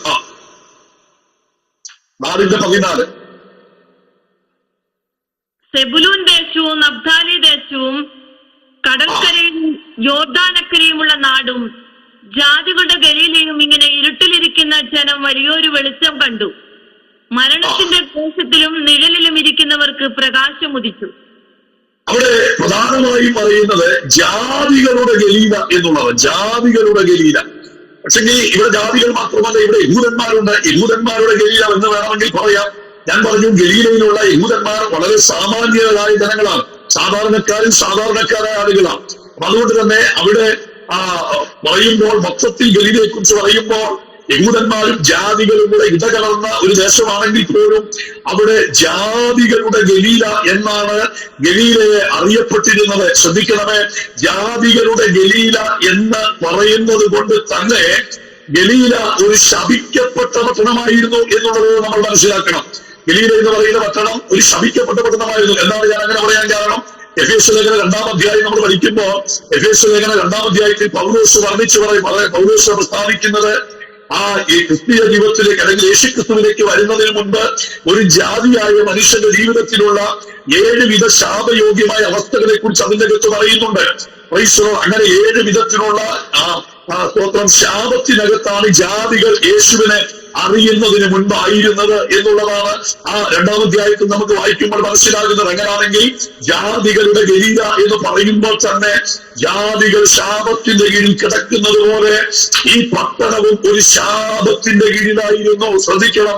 അപ്പൊ ഗലീലയുടെ പശ്ചാത്തലം, ഗലീലയിൽ യേശുക്രിസ്തു അത്ഭുതങ്ങൾ ആരംഭിക്കുന്നതിന് മുൻപ്, യേശുക്രിസ്തുവിലൂടെ വീര്യപ്രവർത്തികൾ തുടങ്ങുന്നതിന് മുൻപ് ഗലീലയുടെ പശ്ചാത്തലം എന്താണെന്ന് വേദപുസ്തകം വ്യക്തമാക്കുന്നു. ജാതികളുടെ ഗലീല എന്നറിയപ്പെടുന്നത് കൊണ്ട് തന്നെ ഹല്ലേലൂയ ഒരു ശപിക്കപ്പെട്ട പട്ടണമായിരുന്നു ഗലീല. ഇനി 2-ാമത്തെ ഭാഗത്തിലേക്ക് നമ്മൾ കടന്നു വരുമ്പോൾ, ജാതികളുടെ ഗലീലയും ഇങ്ങനെ ഇരുട്ടിൽ ഇരിക്കുന്ന ജനം. 2-ാമത്തെ ഗലീലയെ കുറിച്ച് പറയുന്നത് ഇരുട്ടിലിരിക്കുന്ന ജനം. അവിടുത്തെ ജനത്തെക്കുറിച്ച്, ദേശത്തെക്കുറിച്ച് പറയുന്നു, ജാതികളുടെ ദേശമാണ്. 2-ാമത് പറയുന്നത് അവിടുത്തെ ജനത്തെക്കുറിച്ച് പറയുന്നു, അവർ ഇരിക്കുന്നത് ഇരുട്ടിലാണ് എന്ന് പറഞ്ഞാൽ എന്താണ്? അതുകൊണ്ട് അർത്ഥമാക്കുന്നത് ഇരുട്ട് എന്ന് പറഞ്ഞാൽ സൂര്യൻ ഉദിക്കാത്ത ദേശമെന്ന അർത്ഥത്തിലല്ല, വെളിച്ചത്തിന്റെ സൗകര്യങ്ങൾ അഭാവമുള്ള ദേശമെന്നല്ല. അതിന്റെ അർത്ഥം അവരുടെ ആത്മീക ജീവിതത്തെ കുറിച്ചാണ് അവിടെ പറയുന്നത്. ആ ഗലീലയിൽ പാർക്കുന്ന ആളുകളുടെ ആത്മീകത അന്ധകാരം നിറഞ്ഞ അവസ്ഥയായിരുന്നു. അന്ധകാരം കൊണ്ട് മൂടിയ അവസ്ഥയാണ്. എന്താണ് അന്ധകാരം?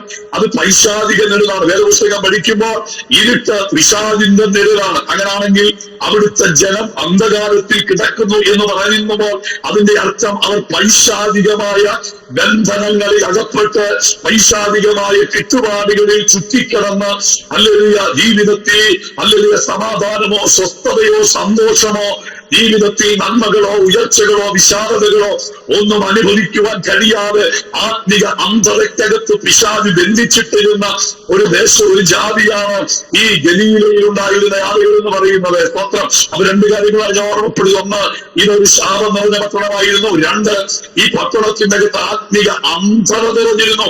അന്യാരാധനകളുടെ ഉറവിടം ഇതിനകത്തുണ്ടായിരുന്നു. ആഭിചാരങ്ങളും മന്ത്രവാദങ്ങളും ശുദ്രങ്ങളും കൊണ്ട് പിശാച് പട്ടണത്തെ വല്ലാതെ പിടിച്ച് ഒതുക്കി വെച്ചിരുന്നു.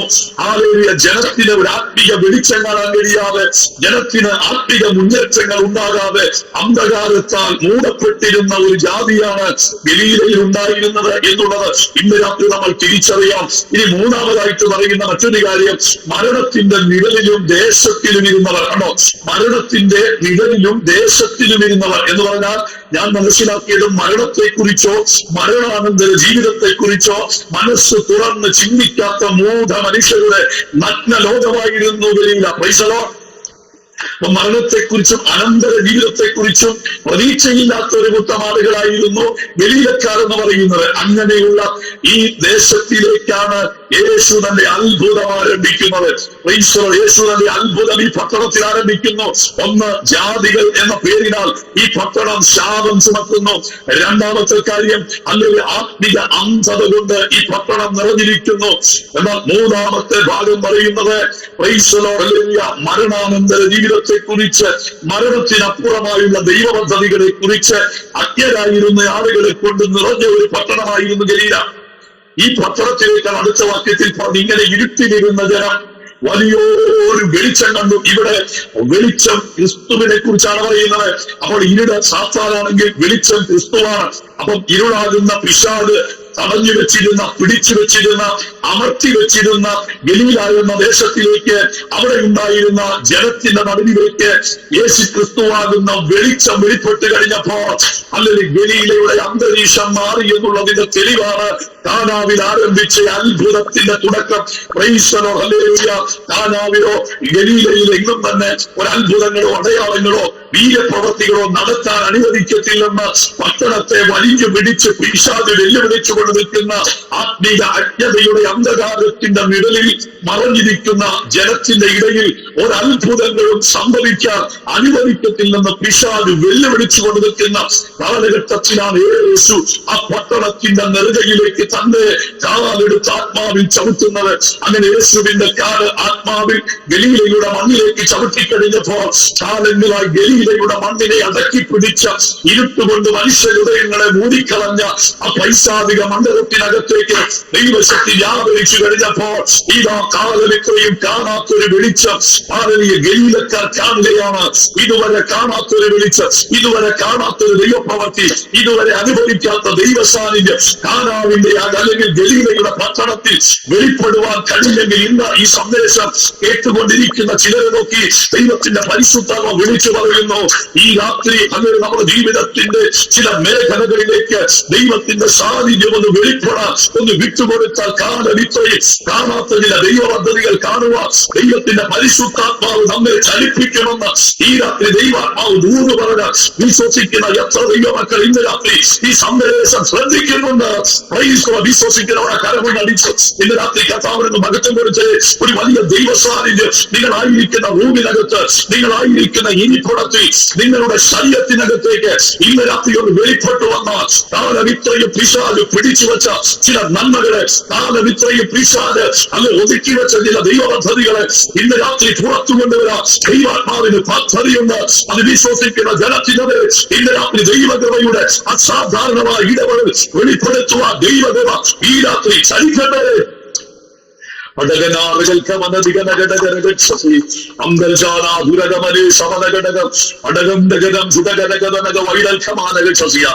പേര് രാത്രി വിശ്വസിക്കുന്നുണ്ട് ഗലീലയുടെ പശ്ചാത്തലം പോലെ ജീവിതത്തെ ആക്കിക്കളയുന്ന ചില മേഖലകൾ തരത്തേക്ക് ദൈവാത്മാവ് ഇറങ്ങി വരികയാണ്. ചില വിടുതലുകൾ ഈ നാളുകൾ ദൈവാത്മാവ് വെളിപ്പെടുത്താൻ പോവുകയാണ്. ഓ ദൈവത്തിന്റെ മഹത്വം, യേശുവിന്റെ മഹത്വം, ദൈവ സാന്നിധ്യം ഇന്ന് രാത്രി ശക്തമായി വെളിപ്പെടുക. ആന്റിയോട് രാത്രി ദൈവത്തിന്റെ ആത്മാവ് ശക്തമായ ചില ദൂത് വിളിച്ചു പറയുകയാണ്. ഇന്ന് രാത്രി ദൈവമാതവിടത്തിൽ ജീവിതത്തെ സമർപ്പിക്കുമെങ്കിൽ പരിശുദ്ധാത്മ വിളിച്ചു പറയുന്നു, ഞാൻ നിന്റെ കുടുംബത്തിന്റെ ഗതികളെ മാറ്റുന്ന ദൈവമാണ്, ഞാൻ നിന്റെ സ്ഥിതികളെ മാറ്റുന്ന ദൈവമാണ്. പല നന്മകളെ, പല ഉയർച്ചകളെ വീടിനകത്ത് ഒതുക്കി വെക്കുന്ന, തടഞ്ഞു വെക്കുന്ന ചില വെല്ലുവിളികൾ ആസിയുടെ കുടുംബത്തിന് നേരെ നാളുകളായി ചലിക്കുന്നത് ഈ രാത്രി ദൈവത്തിന്റെ ആത്മാവ് ശക്തമായി ഇടപെടുകയാണ്. ഒരു നന്മയോ ഉയർച്ചയോ വിശാലതയോ പരിധി വിട്ട് നിന്റെ കൂടാരത്തിനകത്ത് വെളിപ്പെട്ടു വരുവാൻ സമ്മതിക്കത്തില്ലെന്ന് പറഞ്ഞ് വാതി കെട്ടിക്കൊണ്ട് ജീവിതത്തിന് വിരോധമായി ചലിച്ച ചില ചലനങ്ങൾ ഇന്ന് രാത്രി ദൈവത്തിന്റെ ആത്മാവ് ഹൃദ്യമായി ഇടപെടുകയാണ്. ഒരു തരത്തിലും ഒരു നന്മയോ ഉയർച്ചയോ നീയോ നിന്റെ കുടുംബമോ തലമുറകളോ അനുഭവിക്കരുതെന്ന് വാതി കെട്ടിക്കൊണ്ട് ജീവിതത്തിന് വിരോധമായി പിശാച് ചില വെല്ലുവിളികൾ ഉയർത്തിക്കൊണ്ട് നിൽക്കുമ്പോൾ ഗലീലയുടെ പശ്ചാത്തലത്തിലേക്ക് യേശു എന്ന വെളിച്ചം അല്ലെങ്കിൽ ഉദിച്ചപ്പോൾ അവിടുത്തെ ഇരുട്ട് മാറി ദൈവപ്രവൃത്തി നടന്നതുപോലെ ഇന്ന് രാത്രി ദാസിയെ ദൈവകരങ്ങളിൽ ഒന്നുകൂടെ ഏൽപ്പിച്ചു കൊടുക്കുവാൻ തയ്യാറായ കാലമിത്രയും കാണാത്ത ചില നന്മകൾ ഞാൻ നിന്റെ കൂടാരത്തിനകത്ത് കൊണ്ടുവന്ന നിന്റെ കുടുംബത്തെ ദേശത്ത് തല ഉയർത്തത്തക്ക നിലയിൽ ചില വിശാലതകൾ നൽകി ആദരിപ്പാൻ ദൈവാത്മാവിന് ഇന്ന് രാത്രി പദ്ധതിയുണ്ടെന്ന് പരിശുദ്ധാത്മാവ് ശക്തമായ ദൂത് കൈമാറുകയാണ് കേട്ടോ. കുടുംബത്തിനകത്ത് വിശാലതയില്ല, ഉയർച്ചയില്ല, നന്മയില്ല, ആരോഗ്യ പ്രശ്നങ്ങൾ വരുത്തി പലതിനെയും വരിഞ്ഞു മുറുക്കി ബന്ധിച്ച് പുറം വേദന, പടലി കിടക്കുന്നത് പോലെ വേദന, അങ്ങനെ ആശകലം ശരീരത്തിൽ ആശകലം രോഗമിട്ടു അസ്വസ്ഥതകൾ വരുത്തിയും ഒരു മുന്നേറ്റമോ നന്മയോ കാണാൻ അനുവദിക്കത്തില്ലെന്ന് പറഞ്ഞ് മൂടിക്കളയുന്ന ചില പോരിന്റെ ശക്തികളെ പൊട്ടിക്കുക. ഇന്ന് രാത്രി ദാസിയേതിന്റെ കൂടാരത്തിനകത്ത് ദൈവത്തിന്റെ കരം വെളിപ്പെട്ടു വരുന്നെന്ന് പരിശുദ്ധാത്മാവ് ഈ രാത്രി ശക്തമായ ദൂത് പറയുന്നു കേട്ടോ. ഞാൻ നിന്റെ കുടുംബത്തിനകത്ത് ചില പുതിയ പ്രവൃത്തികൾ ചെയ്യും. ചില ഇരുട്ടിന്റെ വെല്ലുവിളികൾ നിന്റെ കൂടാരം വിട്ട് മാറിപ്പോകുന്നു. ഇതുവരെ കാണാത്തൊരു ആത്മാവിന്റെ വെളിച്ചം നിന്റെ കുടുംബത്തിനകത്ത് ശക്തിയോടെ വെളിപ്പെട്ടു വരുന്നു. ഈ ദിവസങ്ങളിൽ ചില പുതുവഴികൾ കുടുംബത്തിനായി ദൈവാത്മാവ് ഒരുക്കുന്ന ശക്തമായ ദൂത് ഈ രാത്രി ദൈവാത്മാവ് കൈമാറുന്ന കരമൊന്നടിച്ച് ഇന്ന് രാത്രി കർത്താവിന്റെ മഹത്വം കൊടുക്കാമല്ലോ. ആകയാൽ ദാസിയെ ഈ ദിവസങ്ങളിൽ ദൈവമാനവർക്ക് താണിരിക്ക്, ഞാൻ നിന്നെ മാനിക്കുന്ന വിശ്വസ്ത ദൈവമെന്ന പരിശുദ്ധാത്മാവ് ഇന്ന് രാത്രി ശക്തമായ ദൂത് കൈമാറുകയാണ്. അപ്പൊ ഗലീലയുടെ ആ പശ്ചാത്തലം ഇങ്ങനെയാണ്. ഈ പശ്ചാത്തല അന്തരീക്ഷത്തിലേക്ക് അല്ലെങ്കിൽ ആ അന്തരീക്ഷത്തിലേക്ക് എങ്ങനെയാണ് യേശു കടന്നുപോയത്? അത് നമുക്കറിയാം. ലൂക്കോസിന്റെ സുവിശേഷം 4-ാം അധ്യായം 14-ാമത്തെ വാക്യം വായിച്ചാൽ നമുക്ക് മനസ്സിലാകും. ജാതികളുടെ ഗലീല എന്ന ശപിക്കപ്പെട്ട ദേശത്തിലേക്ക്, അതുപോലെ തന്നെ ആത്മീയ അന്ധത കൊണ്ട് മൂടപ്പെട്ട ഗലീലയിലേക്ക്, മരണാനന്തര ജീവിതത്തെ കുറിച്ച് ചിന്തയില്ലാത്ത ആളുകളുള്ള ഗലീല എന്ന പട്ടണത്തിലേക്ക് അല്ലെങ്കിൽ എങ്ങനെയാണ് കർത്താവ് കടന്നു എന്നത് അത് മനസ്സിലാകണമെങ്കിൽ ലൂക്കോസിന്റെ സുവിശേഷം 4-ാം അധ്യായം അതിന്റെ 14-ാമത്തെ വാക്യം വായിക്കുമ്പോൾ വളരെ വ്യക്തമായി നമുക്കത് മനസ്സിലാകും. ഒന്ന് വായിച്ചാമേ. യേശു ആത്മാവിന്റെ ശക്തിയോടെ ഗലീലയ്ക്ക് മടങ്ങിച്ചെന്നു. അവന്റെ ശ്രുതി ചുറ്റുമുള്ള നാട്ടിലൊക്കെയും പരന്നു.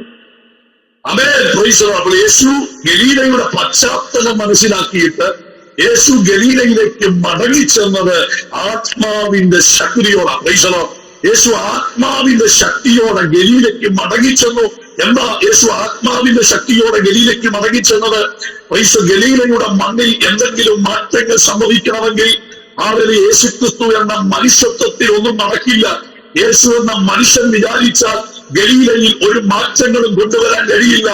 എന്നാൽ ഗലീലയെ മാറ്റുവാൻ കഴിയുന്ന ഒരു ആത്മാവുണ്ട്. അത് ദൈവത്തിന്റെ പരിശുദ്ധാത്മാവാണെന്നുള്ള ബോധ്യത്തോടെ യേശു യോർദാനിൽ സ്നാനപ്പെട്ട് അവിടെ നിന്ന് പരിശുദ്ധാത്മാവിനെ പ്രാപിച്ച് 40 ദിവസം മരുഭൂമിയിൽ ഉപവസിച്ച് അനന്തരം ദൈവശക്തിയോടെ ആത്മാവിന്റെ നിയോഗത്തോടെ താൻ ഗലീല എന്ന പട്ടണത്തിലേക്ക് മടങ്ങിയെത്തുകയാണ്. ആ പട്ടണത്തിലേക്ക് യേശു ആത്മാവിന്റെ ശക്തിയോടെ മടങ്ങി വന്നത് എന്തിനെന്ന് ചോദിച്ചാൽ ഗലീലയുടെ പശ്ചാത്തലത്തിന് ഒരു മാറ്റമുണ്ടാകണം. കാലങ്ങളായുള്ള ഗലീലയുടെ സ്ഥിതിക്ക് ഒരു മാറ്റമുണ്ടാകണം. അത് യേശു എന്ന മനുഷ്യത്വത്തിന് കഴിയില്ല. പക്ഷേ യേശുവിന്റെ മേൽ വ്യാപരിക്കുന്ന ദൈവാത്മാവിന് അത് സാധിക്കുമെന്നുള്ള തിരിച്ചറിവ് കൊണ്ടാണ് കർത്താവ് ആത്മാവിന്റെ ശക്തിയോടെ അവിടേക്ക് വന്നത്. ആത്മാവിന്റെ ശക്തിയോടെ ഗലീലയിൽ വന്നപ്പോൾ ഗലീലയുടെ ആ ശാപം അഴിയാൻ തുടങ്ങി. ഗലീലയുടെ ശാപം പൊട്ടിമാറി. ഗലീലയിലെ ഇരുട്ടുമാറി വെളിച്ചമടിച്ചു.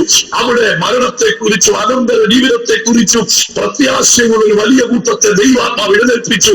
അങ്ങനെയാണെങ്കിൽ ഇന്ന് രാത്രി ദൈവത്തിന്റെ ആത്മാവ് വിളിച്ചു പറയുന്നു, ആത്മാവിന്റെ ശക്തിയോടെ ചലിക്കുവാൻ തുടങ്ങിയാൽ അസാധാരണമായ ചില ദൈവപ്രവർത്തികൾ ദൈവം ചെയ്തെടുക്കാൻ പോകുകയാൽ പ്രഭയം ദാസിയോട് ദൈവത്തിന്റെ ദാസിയെ ഈ ദിവസങ്ങളിൽ ആത്മശക്തിയോടുകൂടെ അഭിഷേകത്തിന്റെ പുതിയ നിറവോടുകൂടെ ചുവടുകൾ മുൻപോട്ട് ചവിട്ടുമെങ്കിൽ അസാധാരണമായ ആത്മജലത്തോടുകൂടെ ദാസിയെ ഉപയോഗപ്പെടുത്തുവാൻ ദൈവത്തിന്റെ ആത്മാവിന് പ്രാപ്തതയുണ്ട്. നിന്റെ പ്രാർത്ഥന മുറിക്കകത്ത് ഇതുവരെ കാണാത്ത ഈ ആത്മാവിന്റെ കാഴ്ചകൾ ദൈവം തരും. അനേകർക്ക് നീ ഒരു ആശ്വാസമായി മാറും. പലരെയും തീയിൽ നിന്ന് വലിച്ചെടുക്കേണ്ടതിന് നിന്റെ അതിന്റെ ആത്മാവിനെ പകർന്ന് അതിശക്തിയോടെ കരം പിടിച്ചുയർത്തുന്ന ചില നാളുകൾ വെളിപ്പെട്ടു വരുന്നുണ്ടെന്ന് പരിശുദ്ധാത്മാവ് ഈ രാത്രി ശക്തമായ ദൂത് പറയുന്നുണ്ടോ. പലപ്പോഴും ദാസിയെ നിന്നെ ഒതുക്കിക്കളയുവാൻ, നിന്നെ പിടിച്ചു കെട്ടുവാൻ, വരിഞ്ഞു മുറുക്കുവാൻ കയറി വരുന്ന പാരമ്പര്യത്തിന്റെ വെല്ലുവിളികൾ, ദേശത്തിന് ചില ആധിപത്യ ശക്തികളുണ്ട്. പ്രാർത്ഥിച്ചു കയറാൻ അനുവദിക്കത്തില്ല, പ്രാർത്ഥിച്ചു മുന്നേറുവാൻ സമ്മതിക്കത്തില്ല. വാതി കെട്ടിക്കൊണ്ട് വെളിപ്പെടുന്ന പോയിന്റവർ ഇന്ന് രാത്രി ദൈവത്തിന്റെ ജയം നിന്റെ മേൽ വെളിപ്പെടുത്തുമെന്ന് ദൈവത്തിന്റെ ആത്മാവ് ഇടപെടും. അനേകർക്ക് ആശ്വാസമായി ദൈവാത്മാവ് തന്റെ കരങ്ങളിൽ ഉപയോഗിക്കത്തക്ക നിലയിൽ ചില ദൈവ പദ്ധതികൾ ആത്മശക്തിയാൽ വെളിപ്പെടുത്തും കേട്ടോ. ദിവസങ്ങളിൽ ഒതുങ്ങിപ്പോകരുത്, അടങ്ങിപ്പോകരുത്. ഒതുക്കാനാ പിശാച് നോക്കുന്നത്, പ്രയോജനപ്പെടുത്താതിരിക്കാനാ പിശാച് നോക്കുന്നത്, ഉപയോഗപ്പെടരുതെന്ന പിശാച് പറയുന്നത്. എന്നാൽ ദാസിയെ ദൈവാത്മ പറയുന്നു, ആത്മശക്തിയോടെ മുന്നോട്ട് പോയാൽ, അഭിഷേകത്തോടെ മുന്നോട്ട് ചലിച്ചാൽ നിന്റെ ജീവിതത്തിന്റെ ഗതികളെ തിരിച്ച് നിന്റെ കുടുംബത്തിന്റെ ശൂന്യതകളെ പണിത് ദേശത്തിന്റെ നടുവിൽ നിന്റെ തലയെ ഉയർത്താൻ, നിന്റെ കുടുംബത്തെ മാനിക്കുവാൻ പരിശുദ്ധാത്മാവിന് പദ്ധതിയുണ്ടെന്ന് ഇന്ന് രാത്രി ദൈവത്തിന്റെ ആത്മാവ് ശക്തമായ ആലോചന കൈമാറുന്നു. ആകയാൽ ദാസിയെ അരമുറുക്കി ചെരുപ്പിട്ട് എഴുന്നേൽക്കുക. ഹല്ലേലൂയ. ദൈവം നിന്നെ ഉപയോഗിക്കത്തക്കണമേ. എന്റെ കഥ ഞാൻ നിന്റെ മേൽ കൈമാറുമെന്ന് പരിശുദ്ധാത്മാവിന്റെ രാത്രി ശക്തമായി ഇടപെടുകയാണ്. ചില ശൂന്യതകൾ കൂടാരം വിട്ടു മാറും കേട്ടോ. ചില ഞെരുക്കങ്ങളെ ദൈവാത്മാവ് എടുത്തു മാറ്റുകയാണ്. ചില പുതുവഴികൾ നിന്റെ വീടിനകത്ത് വെളിപ്പെടും. ഇതുവരെ കാണാത്ത ചില നന്മകൾ ദൈവാത്മാവ് വെളിപ്പെടും. അന്തരീക്ഷം മാറിയതുപോലെ ഞാൻ നിന്റെ കൂടാരത്തിന്റെ അന്തരീക്ഷത്തെ മാറ്റി ദേശത്തിന്റെ നടുവിൽ മാന്യതകൾ തന്ന തലയെ ഉയർത്തുവാൻ വിശ്വസ്തനെന്ന പരിശുദ്ധാത്മാവിന്റെ രാത്രി ശക്തമായ ദൂത് കൈമാറാകിയാൽ പ്രാർത്ഥനയിൽ കുറഞ്ഞു പോകാതെ ചുവട് ചവിട്ടുക. ഞാൻ നിന്നെ മാനിക്കുവാൻ വിശ്വസ്തനെന്ന ആത്മാവ് ഇന്ന് രാത്രി ശക്തമായ ദൂത് കൈമാറുകയാണ്. Praise the Lord. ഹല്ലേലൂയ. യേശു ആത്മാവിന്റെ ശക്തിയോടെ ഗലീലയ്ക്ക് ചെന്നു. അവന്റെ ആത്മാവിന്റെ ശക്തിയോടെ ഗലീലയ്ക്ക് ചെന്നപ്പോൾ ഗലീലയിൽ വലിയ വെളിച്ചമുദിച്ചു എന്ന് പറഞ്ഞാൽ ഇരുട്ടുമാറി അത്ഭുതങ്ങൾ ആരംഭിക്കുന്നതിന്, അത്ഭുതങ്ങൾ വെളിപ്പെടുന്നതിന് തടസ്സമായി നിന്ന സകല പൈശാചികതകളും ഗലീലയിൽ നിന്ന് വിട്ടുമാറുകയാണ്. ഇന്ന് രാത്രി നമ്മുടെ കൂടാരങ്ങൾക്കകത്ത് ശുശ്രൂഷ മണ്ഡലങ്ങളിൽ ദൈവപ്രവൃത്തി വെളിപ്പെടാൻ സമ്മതിക്കത്തില്ലെന്ന് വാതുകെട്ടുന്ന ശക്തികളെ തകർക്കാൻ നമ്മുടെ മേൽ പകർന്നിരിക്കുന്ന അഭിഷേകത്തിന് കരുത്തുണ്ട്. എന്റെയും നിങ്ങളുടെയും ആത്മനിറവിൽ കാല് ചവിട്ടുമ്പോൾ നിന്നെ കൊണ്ട് ഒരു അത്ഭുതം ചെയ്യാൻ, വിടുതല് ചെയ്യുവാൻ, ദൈവപ്രവൃത്തി നടത്തുവാൻ അനുവദിക്കത്തില്ലെന്ന് വാതുകെട്ടുന്ന വീടാകട്ടെ, മണ്ണാകട്ടെ, ദേശമാകട്ടെ, ആത്മാവിന്റെ ശക്തിയോടെ കാല് ചവിട്ടിയാൽ വെല്ലുവിളിക്കുന്ന വെല്ലുവിളികൾ മണ്ണ് വിട്ടോടും, ദേശം വിട്ട് ഓടും. ഈ ദിവസങ്ങളിൽ ചില ദേശം വിട്ട് ചില വ്യാപാരങ്ങൾ ഓടി മാറുകയാണ്. ചില മണ്ണ് വിട്ട് ചിലർ ഓടിപ്പോകാൻ പോവുകയാണ്. ചില കുടുംബങ്ങൾക്കകത്ത് ചില ദൈവ പദ്ധതികൾ വെളിപ്പെടാൻ പോവുകയാണ്. ദൈവസഭകൾക്കകത്ത് ഒരു വിശാലത വെളിപ്പെടാൻ പോവുകയാണ്. ശുശ്രൂഷ മേഖലകളിൽ ഒരു ദൈവ പദ്ധതി വെളിപ്പെട്ടു വരുവാൻ പോവുകയാണ്. ഒതുക്കിക്കളയുന്ന ചില വെല്ലുവിളികൾ ഇന്ന് രാത്രി പരിശുദ്ധാത്മാവ് ഓർജിച്ചു മാറ്റുകയാണ്. അന്തൽ കമലേ ചുടകനകടനക സമനഘടകം യേശുവിന്റെ നാമത്തിൽ ശ്രദ്ധിച്ചുകൊണ്ട് പറയുന്നത്, ആ ഗലീല ആത്മാവിന്റെ ശക്തിയോടെ യേശു ഗലീലയ്ക്ക് ചെന്നപ്പോൾ അവന്റെ ശ്രുതി ചുറ്റുമുള്ള നാട്ടിൽ ഒക്കെയും പരന്നു എന്നുള്ളതാണോ? അപ്പൊ യേശുവിന്റെ ശ്രുതി പരന്നു എന്നുള്ളതാണ്. പക്ഷെ എപ്പോഴാണ് ആത്മാവിന്റെ ശക്തിയോടെ യേശു ഗലീലയ്ക്ക് ചെന്നപ്പോഴാണ്. കഴിഞ്ഞ 30 വർഷമായിട്ട് യേശു ഗലീലയിലുണ്ട്. പക്ഷെ യേശുവിന്റെ ശ്രുതി പരന്നിട്ടില്ല. യേശുവിനെ അവന്റെ ശ്രുതി പരക്കാതെ, യേശുവിനെ കുറിച്ച് ആരും അറിയാതെ പിശാച് വളരെ രഹസ്യ സ്വഭാവത്തോടുകൂടെ യേശുവിനെ ഗലീലയ്ക്കകത്ത് ഒതുക്കിക്കളഞ്ഞു. യേശു ആരാണെന്ന് കൃത്യമായി പിശാചിനറിയാം. അവൻ ദൈവപുത്രനാണെന്ന് പിശാചിനറിയാം. അവൻ ലോകരക്ഷകനാണെന്ന് പിശാചിനറിയാം. അവൻ അത്ഭുതങ്ങൾ പ്രവർത്തിക്കുവാൻ കരുത്തുള്ളവനാണെന്ന് അറിയാം. പക്ഷേ മറ്റാരും അറിയാതിരിക്കാൻ, അത് മറ്റാരുടെയും നല്ല ചെവിയിൽ എത്താതിരിക്കുവാൻ അതിസൂക്ഷ്മമായിട്ടാണ് പിശാച് യേശുവിനെ ഒതുക്കുവാൻ ശ്രമിച്ചത്.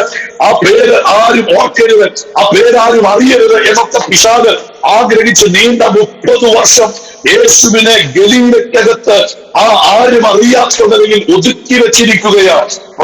ശ്രദ്ധിക്കണം. പിന്നെ ആളുകൾക്ക് യേശുവിനെ കുറിച്ച് അറിയാവുന്നത്, അല്ലെങ്കിൽ പിശാച് പറഞ്ഞു പരത്തി വെച്ചിരിക്കുന്നത്, ഇവൻ തച്ചന്റെ മകനാണെന്ന്, മാത്രമല്ല ഇവൻ പരസ്ത്രീയുടെ മകനെന്നോ വ്യഭിചാര സന്തതി എന്നൊക്കെ പറഞ്ഞ് പിടിപ്പിച്ച് യേശുവിനെ കുറിച്ച് അവന്റെ ശുശ്രൂഷ ആരും ആസ്വദിക്കാതെ, അവൻ ഇനി വെളിപ്പെട്ടു വന്നാലും അവനെ ആരും പിൻപറ്റാതെ, ഇവന്റെ സ്വഭാവം ശരിയല്ല, ഇവന്റെ ജനനം ശരിയല്ല, ഇവന്റെ കുടുംബം ശരിയല്ല എന്നൊക്കെ പറഞ്ഞ് യേശുവിനെ കുറിച്ച് സാത്താൻ പറഞ്ഞു പരത്തിയത് മറ്റാരും കേൾക്കാൻ ആഗ്രഹിക്കാത്ത കേൾവികളായിരുന്നു.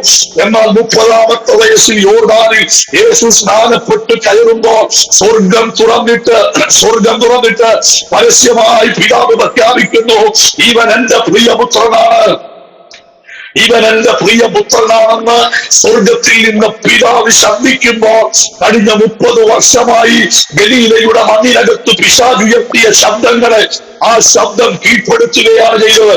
എന്താണ് പിശാച് പറഞ്ഞത്? ഇവൻ വെറും ഒരു ആശാരി തച്ചന്റെ മകനാണ്, ഇവൻ ഒരു വ്യഭിചാരപുത്രനാണ്, അതുകൊണ്ട് ഇവന് വലിയ വിലയും നിലയുമില്ലെന്നൊക്കെ പറഞ്ഞ് അവനെ പരിമിതപ്പെടുത്തി ഒതുക്കുവാൻ ശ്രമിച്ചപ്പോൾ 30ാമത്തെ വയസ്സിൽ സ്നാനപ്പെട്ട് കയറിയ യേശുവിന് വേണ്ടി സ്വർഗം തുറന്നിട്ട് പിതാവ് പ്രഖ്യാപിക്കുന്നു, ഇവൻ തച്ചന്റെ മകനല്ല, ഇവൻ പരസ്ത്രീയുടെ മകനോ വ്യഭിചാരപുത്രനോ അല്ല, ഇവൻ എന്റെ മകനാണ്, ദൈവത്തിന്റെ പുത്രനാണെന്ന് യേശുക്രിസ്തുവിനെ കുറിച്ച് സ്വർഗത്തിലെ ദൈവം സാക്ഷ്യപ്പെടുത്തിയെങ്കിൽ ഇന്ന് പകലിൽ പരിശുദ്ധാത്മാവ് വിളിച്ചു പറയുന്നു, നിന്നെ പുറത്തു കൊണ്ടുവരാതെ എത്രത്തോളം പിശാച് ഒതുക്കുവാൻ നോക്കിയാലും, എത്രത്തോളം നിന്റെ ശുശ്രൂഷകളെ വലിഞ്ഞു മുറുക്കി ഒതുക്കി നീ പ്രയോജനപ്പെടാതിരിക്കുവാൻ, നീ നന്മ പ്രാപിക്കാതിരിക്കാൻ, ഉയർച്ച പ്രാപിക്കാതിരിക്കാൻ, രാജ്യങ്ങളിൽ നിന്റെ പാദം ചവിട്ടിക്കാതിരിപ്പാൻ, നിനക്ക് വേണ്ടി ആയിരങ്ങൾ വാതിലുകൾ തുറക്കാതിരിക്കുവാൻ, ഹല്ലേലൂയ, നിനക്ക് വിരോധമായി പിശാച് സകല വാതിലുകളും അടച്ച് നിനക്ക് വിരോധമായി വെളിപ്പെടുമ്പോ ഇതാ നിനക്ക് വേണ്ടി സ്വർഗം തുറന്ന് പിന്നെ വെളിപ്പെടുത്തുന്ന ഒരു സമയം വരുമെന്ന് ഈ രാത്രി ദൈവാത്മാവ് പറഞ്ഞ എത്ര പേര് ഇന്ന് രാത്രി വിശ്വസിക്കുന്നു? ചാലിപ്പാച്ച ദൈവാത്മാവ് ഇന്ന് രാത്രി ശക്തമായ ദൂത് കൈമാറുക. എത്രയെല്ലാം ശത്രു പിടിച്ച് ഒതുക്കി ഹല്ലേലൂയ പുറത്തു വിടാതെ, അധികം പ്രയോജനപ്പെടുത്താതെ, അധികം മേഖലകളിലേക്ക് വിടാതെ എത്രത്തോളം പിടിച്ചു വെക്കാൻ നോക്കിയാലും ഇതാ ദൈവത്തിന്റെ ആത്മാവ് വിളിച്ചു പറയുന്നു, ഹല്ലേലൂയ, ഒരു വലിയ വിശാലതയിലേക്ക് ദൈവാത്മാവ് ജീവിതത്തെയും ശുശ്രൂഷയെയും എത്തിക്കുന്ന ദിനങ്ങൾ വെളിപ്പെടാൻ പോകുക. 2025 6 മാസത്തിനകത്ത് ഹല്ലേലൂയ ദൈവത്തിന്റെ വലിയ പദ്ധതികൾ, വലിയ വിശാലതകൾ ശുശ്രൂഷ മേഖലകളിൽ ദൈവാത്മാവ് വെളിപ്പെടുത്തുമെന്ന് ഇന്ന് രാത്രി ശക്തമായ ദൈവത്തിന്റെ ദൂത് ദൈവാത്മാവ് ഇടപെടുകയാണ്.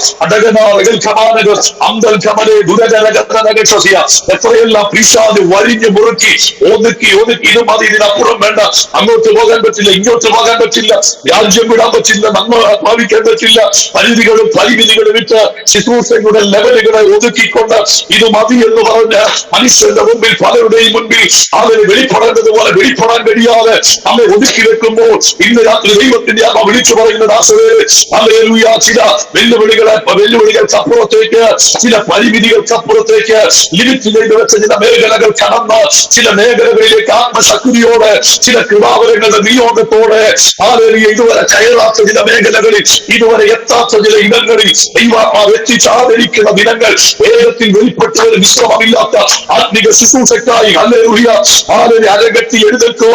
ഇന്ന് രാത്രി ദൈവത്തിന്റെ ആത്മാവ് ദൂരെ കൈമാറുകയാണ്. പരിമിതപ്പെടുത്തുന്ന ബോധുകളുണ്ട് കേട്ടോ. ആ വെല്ലുവിളികളെ കർത്താവ് പൊട്ടിച്ച് അഭിഷേകത്തോടെ ദൈവാത്മാവ് എഴുന്നേൽപ്പിക്കാൻ പോവുകയാണ്. ഹല്ലേലൂയ, ചില വിശാലതകളിലേക്ക് ദൈവം കാലുകൾ എടുത്ത് ചവിട്ടിക്കാൻ പോവുകയാണ്. ചില പുതിയ തുടക്കങ്ങൾ ദൈവാത്മാവ് പലതിലും ചെയ്യാൻ പോവുകയാണ്. ഇതുവരെ ഇല്ലാത്ത ചില ആ തുടക്കങ്ങൾ ദൈവാത്മാവ് വരുത്തി വേല വിശാലമാക്കാൻ പോകുന്നു, പ്രവർത്തനങ്ങൾ വിശാലമാക്കാൻ പോകുന്നു, പുതുവഴികൾ ദൈവത്താൽ തുറന്നു വരുന്നു, ശൂന്യതകൾ പണിയപ്പെടുന്നു, ഒരു പുതിയ നിറവിലേക്ക് ദൈവം നടത്തുന്നു. ദൈവഹിതമുള്ള ചില ബന്ധങ്ങൾ, ഇതുവരെ ഇല്ലാത്ത ചില വിശാലമായ ബന്ധങ്ങളിലേക്ക് ദൈവാത്മാവ് നയിക്കാൻ പോകുന്നു. വലിയ വലിയ മീറ്റിംഗുകൾ കണ്ടക്ട് ചെയ്യത്തക്ക നിലയിലുള്ള ചില ദൈവ പദ്ധതികൾ വെളിപ്പെട്ടു വരുമെന്ന് പരിശുദ്ധാത്മാവ് ഇടപെടുന്നു കേട്ടോ. ഈ ദിവസങ്ങളിൽ അരകെട്ടി എഴുന്നേൽക്കുക. ദൈവം എന്ന പ്രവൃത്തി വിശാലപ്പെടുത്തുവാൻ പോകുന്നു. പരിമിതപ്പെടുത്തുന്ന പോരുകളെ ആത്മാവിൽ പൊട്ടിച്ചെഴുന്നേൽക്കുക. ദൈവത്തിന്റെ ശക്തി ഇന്ന് രാത്രി ദൈവാത്മാവ് കൈമാറുകയാണ്.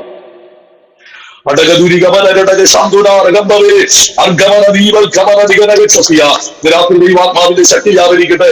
പരിശുദ്ധാത്മാവിന്റെ തീ ഇറങ്ങട്ടെ. അവൻ യേശു ആത്മാവിന്റെ ശക്തിയോടെ ഗലീലയ്ക്ക് ചെന്നു, അവന്റെ ശ്രുതി പറഞ്ഞു. അങ്ങനെയാണെങ്കിൽ ആത്മാവിന്റെ ശക്തി വേണ്ടതുപോലെ വെളിപ്പെടാൻ തുടങ്ങിയാൽ ആ വ്യക്തിയുടെ ശ്രുതി ദൈവം പരത്തും. കണ്ടോ?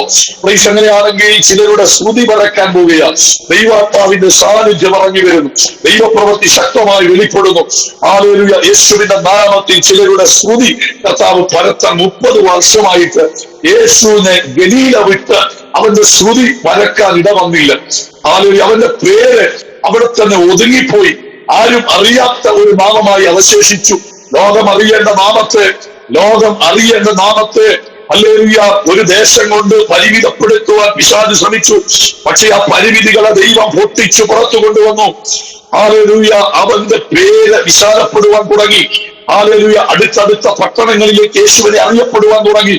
പട്ടണങ്ങളിൽ നിന്ന് പട്ടണങ്ങളിലേക്ക് ആ പേര് പരിശുദ്ധാത്മാവിന്റെ ശക്തിയാൽ അത് പ്രസിദ്ധമാകാൻ തുടങ്ങുകയാണ്. അങ്ങനെയാണെങ്കിൽ ഇന്ന് രാത്രി നിന്റെ പേര് പൊങ്ങി വരാതെ എവിടെയൊക്കെ പിശാചതിനെ മറച്ചു വെച്ചാലും ഇന്നല്ലെങ്കിൽ നാളെ നിന്റെ പേര് പൊങ്ങി വരും.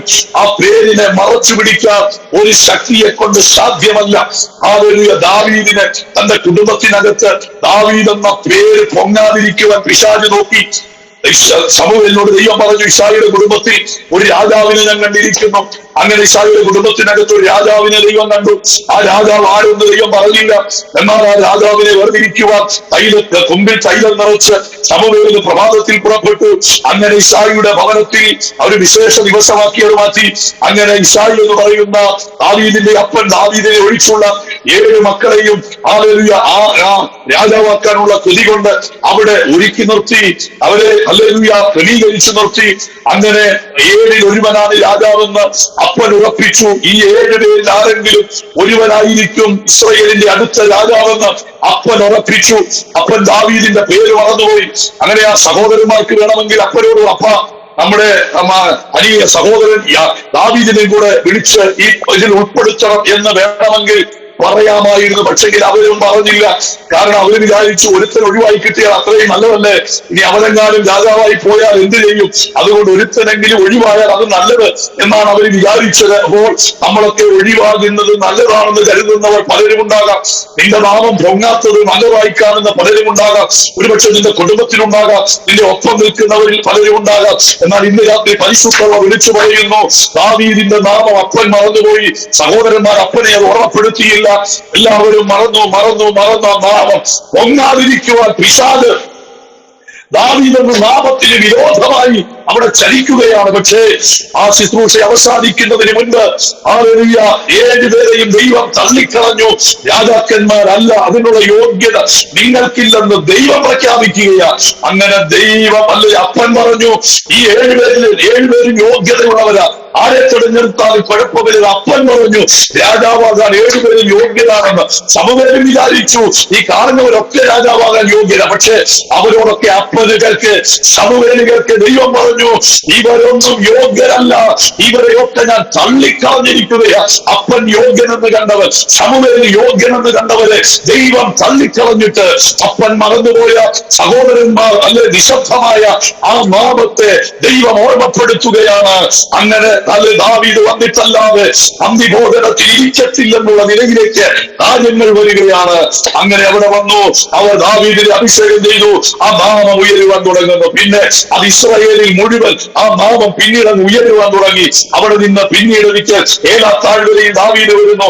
അവിടെ ഗോലിയാത്തിന്റെ വെല്ലുവിളി ഏറ്റെടുക്കാൻ കഴിയാതെ ശൗലും ദാവീദിന്റെ സഹോദരന്മാർ അടങ്ങുന്ന വലിയ പടക്കൂട്ടം മാറി നിൽക്കുമ്പോൾ ഇതാ ഹല്ലേലൂയ സഹോദരന്മാരുടെ ക്ഷേമം അറിയുവാൻ കടന്നുപോയ ദാവീദ് യുദ്ധം ഏറ്റെടുക്കുകയാ. ദാവീദ് ഒറ്റയ്ക്ക് യുദ്ധം ഏറ്റെടുക്കുക. ഹല്ലേലൂയ. ഒരു സൈന്യം ഭയപ്പെട്ട യുദ്ധം, ഒരു രാജാവ് ഹല്ലേലൂയ ഭയന്നു മാറിയ യുദ്ധം. ഇതാ ദാവീദ് ഒറ്റയ്ക്ക് ഞാൻ അവനെ വകവരുത്താം. അതിന്റെ അർത്ഥം ഈ യുദ്ധം ഞാൻ ഏറ്റെടുക്കുകയാ എന്ന് പറഞ്ഞ് ഒരു യുദ്ധം മുഴുവൻ ഒറ്റയ്ക്ക് ഏറ്റെടുത്ത ഹല്ലേലൂയ ആ നാമത്തിന് ശക്തി വന്നു. സഹോദരന്മാർ മറച്ചു വെച്ച നാമം. അവിടെയും സഹോദരന്മാർ പറഞ്ഞു, ദാവീദ് പറഞ്ഞു, നീ എത്രയും പെട്ടെന്ന് വീട്ടിൽ പൊക്കോ, തിരിച്ചു വെക്കോ. ഹല്ലേലൂയ. 4 പേർ അറിയുന്നതിന് മുൻപ് അവിടെ നിന്ന് യോസേഫിനെ ഓടിക്കാൻ സഹോദരന്മാർ ശ്രമിച്ചു. കണ്ടോ, അവിടെയും ദാവീദിന്റെ പേര് പൊങ്ങാതിരിക്കാൻ അവിടെയും സഹോദരന്മാർ കരുതിക്കൂട്ടി പ്രവർത്തിച്ചു. പക്ഷെ അവിടെയൊക്കെ ഹല്ലേലൂയ പലരും ആ നാമം ഒതുക്കാൻ നോക്കിയിട്ടു ഒടുവിൽ ഇതാ ദാവീദ് കവണയിൽ കല്ല് വെച്ച് കറക്കി എറിഞ്ഞ് 40 ദിവസം വെല്ലുവിളിച്ച ഗോലിയാത്ത് മുട്ടുകുത്തി വീഴുമ്പോൾ, മരിച്ചു വീഴുമ്പോൾ അവന്റെ വാല് കൊണ്ട് തന്നെ ദാവീദ് ഗോലിയാത്തിന്റെ തല വെട്ടിയെടുത്ത് തലത്തിൽ ഉയർത്തിപ്പിടിച്ച് മുൻപോട്ട് ഇസ്രായേൽ പാളയത്തിലേക്ക് വേഗത്തിൽ കടന്നു വരുമ്പോൾ ഇതാ ഇസ്രായേലിലെ കന്യകമാരൊക്കെ ആത്തുവിളിച്ച് പാടുന്നു, ശൗൽ 1000 കൊന്നു, ദാവീദ് 10,000, ദാവീദ് 10,000. ഇതാ ഇസ്രായേലിലെ കന്യകമാരുടെ മുഴുവൻ വായിൽ ആ ഒരു നാമം കയറിയ ദേവ് അപ്പൻ മറച്ചു വെച്ച നാമം, സഹോദരന്മാർ ഒതുക്കി വെച്ച നാമം ഇസ്രായേലിൽ ഉയരാൻ തുടങ്ങി. അങ്ങനെയാണെങ്കിൽ ഇന്ന് രാത്രി ദൈവാത്മാവിൽ വിളിച്ചു പറയാം, ആരൊക്കെ നിന്നെ ഒടുക്കാൻ നോക്കിയാൽ നിന്റെ നാമം പൊങ്ങി വരുന്ന നാളുകൾ വിദൂരമല്ലെന്ന് ദൈവാത്മാവ് ഇടപെടുന്നു. അജിപ്പാസോട് ഈ രാത്രി ദൈവത്തിന്റെ ആത്മാവ് ഇടപെടുകയെ ദാസരെ പുറത്തു വരാൻ സമയമായി കേട്ടോ. അലേഖരുടെ നാമത്തിന്റെ ഇടയിൽ നമ്മളെ ഒതുക്കിക്കളയത്തക്കുന്ന ഈ ദാസരെ പിശാച് നോക്കുമ്പോ ഈ രാത്രി ദൈവത്തിന്റെ ആത്മാവ് ശക്തമായ ഒരു ദൂരായി വിളിച്ചു പറയുന്നു. അനേകരുടെ ഇടയിൽ ഒതുങ്ങിപ്പോകുന്ന ഒരു നാമമായിട്ടല്ല, ചിലരുടെ ഇടയിൽ നിന്ന് ഹല്ലേലൂയ പ്രസിദ്ധമായ ഒരു നാമമായി ഞാൻ നിന്റെ പേര് ഉയർത്തിക്കൊണ്ടുവരുവാൻ ആഗ്രഹിക്കുന്ന ഈ നാടുകളിൽ ശുശ്രൂഷാ മേഖലകളിൽ ഒരു വലിയ വിശാലതയുടെ തുടക്കം കുറിക്കുക ദൈവാത്മാവിന് പദ്ധതിയുണ്ട്. കൃപാവരങ്ങളുടെ ജ്വലനത്തോടുകൂടെ ദാസനെ ഞാൻ നിന്നെ എഴുന്നേൽപ്പിച്ച് നീ ആയിരിക്കുന്ന ദേശത്ത് അല്ലെങ്കിൽ ഒരു വലിയ ദൈവ പദ്ധതിക്കാൻ ദാസനെ ഞാൻ നിന്നെ അഭിഷേകം ചെയ്ത് വേർതിരിക്കുന്ന ദിവസങ്ങൾ വെളിപ്പെട്ടു വരുമെന്ന് ദൈവത്തിന്റെ ദൈവത്തിന്റെ ആത്മാവ് ഇന്ന് രാത്രി ശക്തമായി ദൂത് കൈമാറുകയും പലയിടത്തും നിന്റെ പേര് ഉയർന്നു പൊങ്ങിയിട്ടില്ലെങ്കിൽ ഈ നാളുകളിൽ ദൈവാത്മാവ് പറയുന്നു മറ്റാർക്കും ഒതുക്കാൻ കഴിയാത്ത നിലയിൽ ചില പേര് നിന്റെ പേര് ദൈവാത്മാവ് ഉയർത്തിക്കൊണ്ടുവന്ന് മിനിസ്ട്രിയുടെ പേര് ദൈവാത്മാവ് ഉയർത്തിക്കൊണ്ടുവന്ന് ആദരിക്കുവാൻ ദൈവാത്മാവിന് പദ്ധതിയുണ്ടെന്ന് ഇന്ന് രാത്രി ദൈവത്തിന്റെ പരിശുദ്ധാത്മാവ് ശക്തമായ ദൂത് കൈമാറുകയാണ്. ഒതുങ്ങി പോകേണ്ട വ്യക്തിയല്ല, ആലേറിയ മറഞ്ഞിരിക്കേണ്ട നാമമല്ലത്. അത് ഉയർന്നു പൊങ്ങി വരുന്ന സമയങ്ങൾ അതിവിദൂരമല്ല. വേഗത്തിൽ ദൈവത്തിന്റെ പ്രവർത്തികൾ ചെയ്യാൻ പോകുന്നു. ഇസ്രായേലിയ കന്യകമാർ ഹല്ലേലൂയ ദാവീദിന് അനുകൂലമായി പാടിയതുപോലെ അനേകം നാവുകളിൽ ദാസന്റെ പേര് ആളുകൾ വിളിപ്പടത്തക്ക നിലയിൽ, അനേകം നിന്റെ പേര് പറയത്തക്ക നിലയിൽ അല്ലെങ്കിൽ എന്റെ പ്രവർത്തി ഞാൻ വിശാലമാക്കുന്ന നാളുകൾ വിദൂരമല്ല. വേഗത്തിൽ ചില ദൈവപദ്ധതികൾ ദാസനെ ദൈവാത്മാവ് നിനക്ക് വേണ്ടി ചെയ്തെടുത്ത് മാനിക്കുന്ന ദിവസങ്ങൾ മുൻപിലുണ്ട്. ഞാൻ നിന്റെ കുടുംബത്തെ ദേശത്ത് മാനിക്കും, ശുശ്രൂഷകളെ ആദരിക്കും, കുടുംബത്തിനകത്ത് ചില പ്രവർത്തികൾ ഞാൻ വെളിപ്പെടുത്തും. നിന്റെ തലമുറകൾ ജീവിച്ച നീ നന്മ അനുഭവിക്കും. ഇതുവരെ കാണാത്ത വിശാലതകളിലേക്ക്, ഇതുവരെ കേൾക്കാത്ത ദൈവ പദ്ധതികളിലേക്ക് ഞാൻ നിന്റെ കരം പിടിച്ച് കയറ്റുന്ന ദിവസങ്ങൾ അതിവിദൂരമല്ലെന്ന് ദൈവാത്മാവ് ഇടപെടുകയാണ്.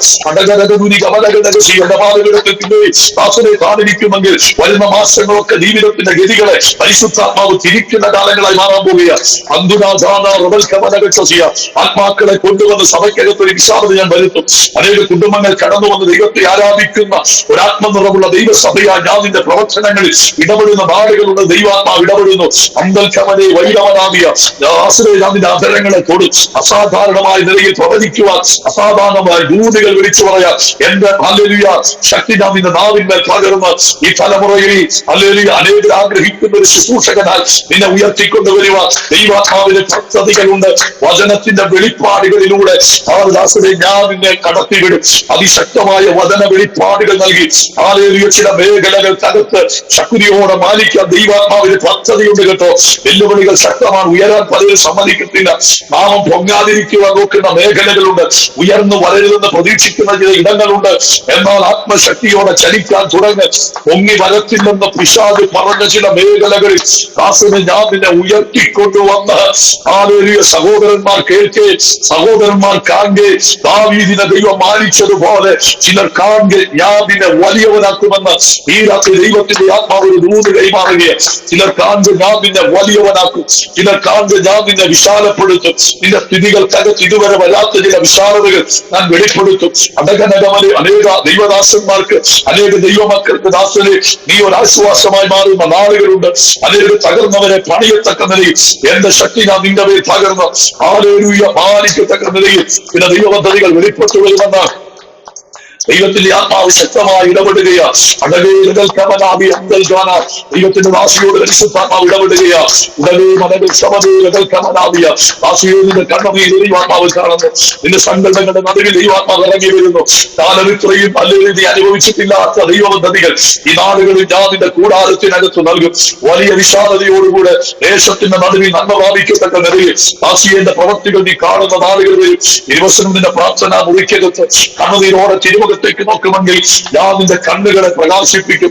ആളുകളിൽ ദർശനങ്ങൾ കാണത്തക്ക നിലയിൽ, വെളിപ്പാടുകൾ കാണത്തക്ക നിലയിൽ നിന്റെ കണ്ണിനകത്ത് എന്റെ കരം ഞാൻ വെളിപ്പെടുത്തും. എന്റെ ശക്തി ഞാൻ പകരുന്ന ദൈവമെന്ന് പരിശുദ്ധാത്മാവ് ഇടപെടുന്നു. വ്യക്തികളെ കുറിച്ച്, കുടുംബങ്ങളെ കുറിച്ച്, ദേശങ്ങളെ കുറിച്ച്, ആളുകളുടെ സഭയെ കുറിച്ച്, ശുശ്രൂഷയെ കുറിച്ച് ഞാൻ നിന്നെ വെളിപ്പെടുത്തും. നിന്റെ കണ്ണിൽ അസാധാരണമായ കാഴ്ചകൾ ഞാൻ നൽകി ഇന്ന് നീ കടന്നു പോകുന്ന മേഖലകൾക്കകത്ത് ഒരു തീ പന്തം പോലെ നിന്നെ ജ്വലിപ്പിക്കാൻ എന്റെ ആത്മാവിന്റെ ശക്തി ഞാൻ നിന്റെ മേൽ പകരും. ഭാരപ്പെടുന്ന ചില മേഖലകളിൽ ഞാൻ നിനക്ക് കരുത്തായി നിൽക്കുമെന്ന് ദൈവാത്മാവ് ഇടപെടുകയാണ്. ക്ഷീണിച്ചു പോകാതെ ഓടുവാൻ, തകർന്നു പോകാതെ മുന്നേറുവാൻ എന്റെ കരം നിന്നെ പിടിച്ചിട്ടുണ്ടെന്ന് ദൈവാത്മാവ് ഇടപെടുകയാണ്. പലപ്പോഴും ക്ഷീണിച്ചു പോകത്തക്ക നിലയിൽ ഉയരുന്ന വെല്ലുവിളികൾ കേട്ടോ. പലപ്പോഴും നിരാശപ്പെടുന്ന, ഭാരപ്പെടുത്തുന്ന, വേദനപ്പെടുത്തുന്ന വാക്കുകൾ പറഞ്ഞ് നിരാശപ്പെടുത്തുന്ന പല മേഖലകൾ ഇന്നലകളിൽ ദൈവാത്മാവ് ഇടപെടുന്ന ദാസിയെ നീ എവിടെയൊക്കെ വേദനപ്പെട്ടിട്ടുണ്ട് അവിടെയൊക്കെ ഞാൻ നിന്നെ ചേർത്ത് പിടിച്ച് നിർത്തും. ഹല്ലേലൂയ. ചിലരുടെ നടുവിൽ ഞാൻ നിന്നെ ഒരു മുദ്രമോതിരമായി ശരിമാതിരിനെ ഈ ദൈവത്തിന്റെ വിരലുകളിൽ ഒരു മുദ്രമോതിരമാക്കിയതുപോലെ ദാസിയെ ഞാൻ നിന്നെ അനേകർക്ക് പ്രയോജനകരമായി മാറ്റുന്ന നാളുകളുണ്ടെന്ന് ദൈവത്തിന്റെ ആത്മാവ് ഇടപെടുന്ന കുടുംബമായുള്ള ശുശ്രൂഷകളും കുടുംബമായുള്ള യാത്രകളും മുന്നേറ്റങ്ങളും ജീവിതത്തിന്റെ മുൻപിലുണ്ട്. ആകെ ആ ദിവസങ്ങളിൽ ശ്രദ്ധയോടെ ചുവട് വെക്കുക. ഞാൻ നിന്നെ ആദരിക്കുന്ന ദൈവമെന്ന് ദൈവത്തിന്റെ ആത്മാവ് ശക്തമായി ഇടപെടുകയാണ്. എന്ന് പറയുന്ന ബ്രദറിനോട് രാത്രി ദൈവത്തിന്റെ ആത്മാവ് ശക്തമായി ഇടപെടുകയാണ്. അധനം ഗമനം ജാലം മലഭിയ അർഘനീഴുകൾ കമലകക്ഷസിയ ദാസുരേ, ഞാൻ നിന്നോട് കൂടെയുണ്ട്, ഭയപ്പെടുന്ന ഞാൻ നിന്നെ മാനിക്കുന്ന ദൈവമെന്ന് പരിശുദ്ധാത്മാവ് ഇടപെടുകയാണ്. പലപ്പോഴും ജീവിതത്തിൽ എങ്ങും എത്തിക്കത്തില്ലെന്ന് വാതുകെട്ടി ജീവിതത്തിന്റെ പല നന്മകളുടെ വഴികൾ അടച്ച്, ഉയർച്ചകളെ അടച്ച്, വിശാലതകളെ പരിമിതപ്പെടുത്തി ദേശത്ത് നിന്നെ ഒതുക്കാൻ നോക്കുന്ന ചില വെല്ലുവിളികൾ ഉണ്ട് കേട്ടോ. ദിവസങ്ങളുടെ മുഖത്തേക്ക് നോക്കി കണ്ണുനീരോടെ പ്രാർത്ഥിക്കുമെങ്കിൽ നീ കടന്നു പോകുന്ന ജീവിത സാഹചര്യങ്ങളുടെ നടുവിൽ ഞാൻ ഇറങ്ങി വന്ന് ഇസ്രായേൽ ജനത്തെ എങ്ങനെ മരുഭൂമിയിൽ നടത്തിയോ അതുപോലെ ഞാൻ നിന്നെ മാനിച്ചു നടക്കുന്ന നാളുകളുണ്ട് കേട്ടോ. നീ പ്രതീക്ഷിക്കാത്ത വാതിലുകൾ ഞാൻ നിനക്കായി തുറക്കും. രാജ്യങ്ങളുടെ നന്മ ഞാൻ നിന്റെ മേൽ നൽകി ഞാൻ നിന്നെ മാനിക്കുന്ന നാളുകളുണ്ട്. ദാസനെ ദിവസങ്ങളുടെ പാതകൾക്ക് താമിരിക്കുക, കണ്ണുനീരോടെ മുഖത്തേക്ക് നോക്ക്, അവങ്കിലേക്ക് നോക്കിയവർ പ്രകാശിതരായി അവരുടെ മുഖമോ ലജ്ജിച്ചു പോയില്ല. എളിയവൻ നിലവിളിച്ച് ഹോമകേട്ടു സകല കഷ്ടത്തിന് വിടിവിച്ചു വചനപ്രകാരം ഞാൻ നിന്റെ കണ്ണുനീര് കണ്ട് ഞാൻ നിന്നെ മാനിക്കുന്ന ദൈവമെന്ന് ദൈവത്തിന്റെ പരിശുദ്ധാത്മാവ് ഇന്ന് മുതൽ ശക്തമായ ദൂത് കൈമാറുകയാണ്. ഹാലേലൂയ. നിന്റെ ഭൗതിക മേഖലയിൽ ഒരു വിശാലത ഞാൻ വരുത്തും. ജോലി സംബന്ധമായ ചില മാറ്റങ്ങൾ ഞാൻ വരുത്തും. ഹാലേലൂയ. ദൈവകൃപ നിന്റെ മേൽ പകരും. നീ കുടുംബത്തിന് ആശ്വാസമാകും, കുടുംബത്തിനൊരു അനുഗ്രഹമായി മാറും. നിന്നെ നോക്കി പരിഹസിച്ചവർ കാണുക, നിന്നെ നോക്കി ഹല്ലേലൂയ ഇങ്ങ് വെച്ചത്തില്ലെന്ന് അതിൽ പറഞ്ഞവർ കാണുക, ഞാൻ നിന്നെ ചില മേഖലകളിൽ എത്തിച്ച് മാനിക്കുന്ന ദൈവമെന്ന് പരിശുദ്ധാത്മാവ് ഇടപെടുകയാണ്.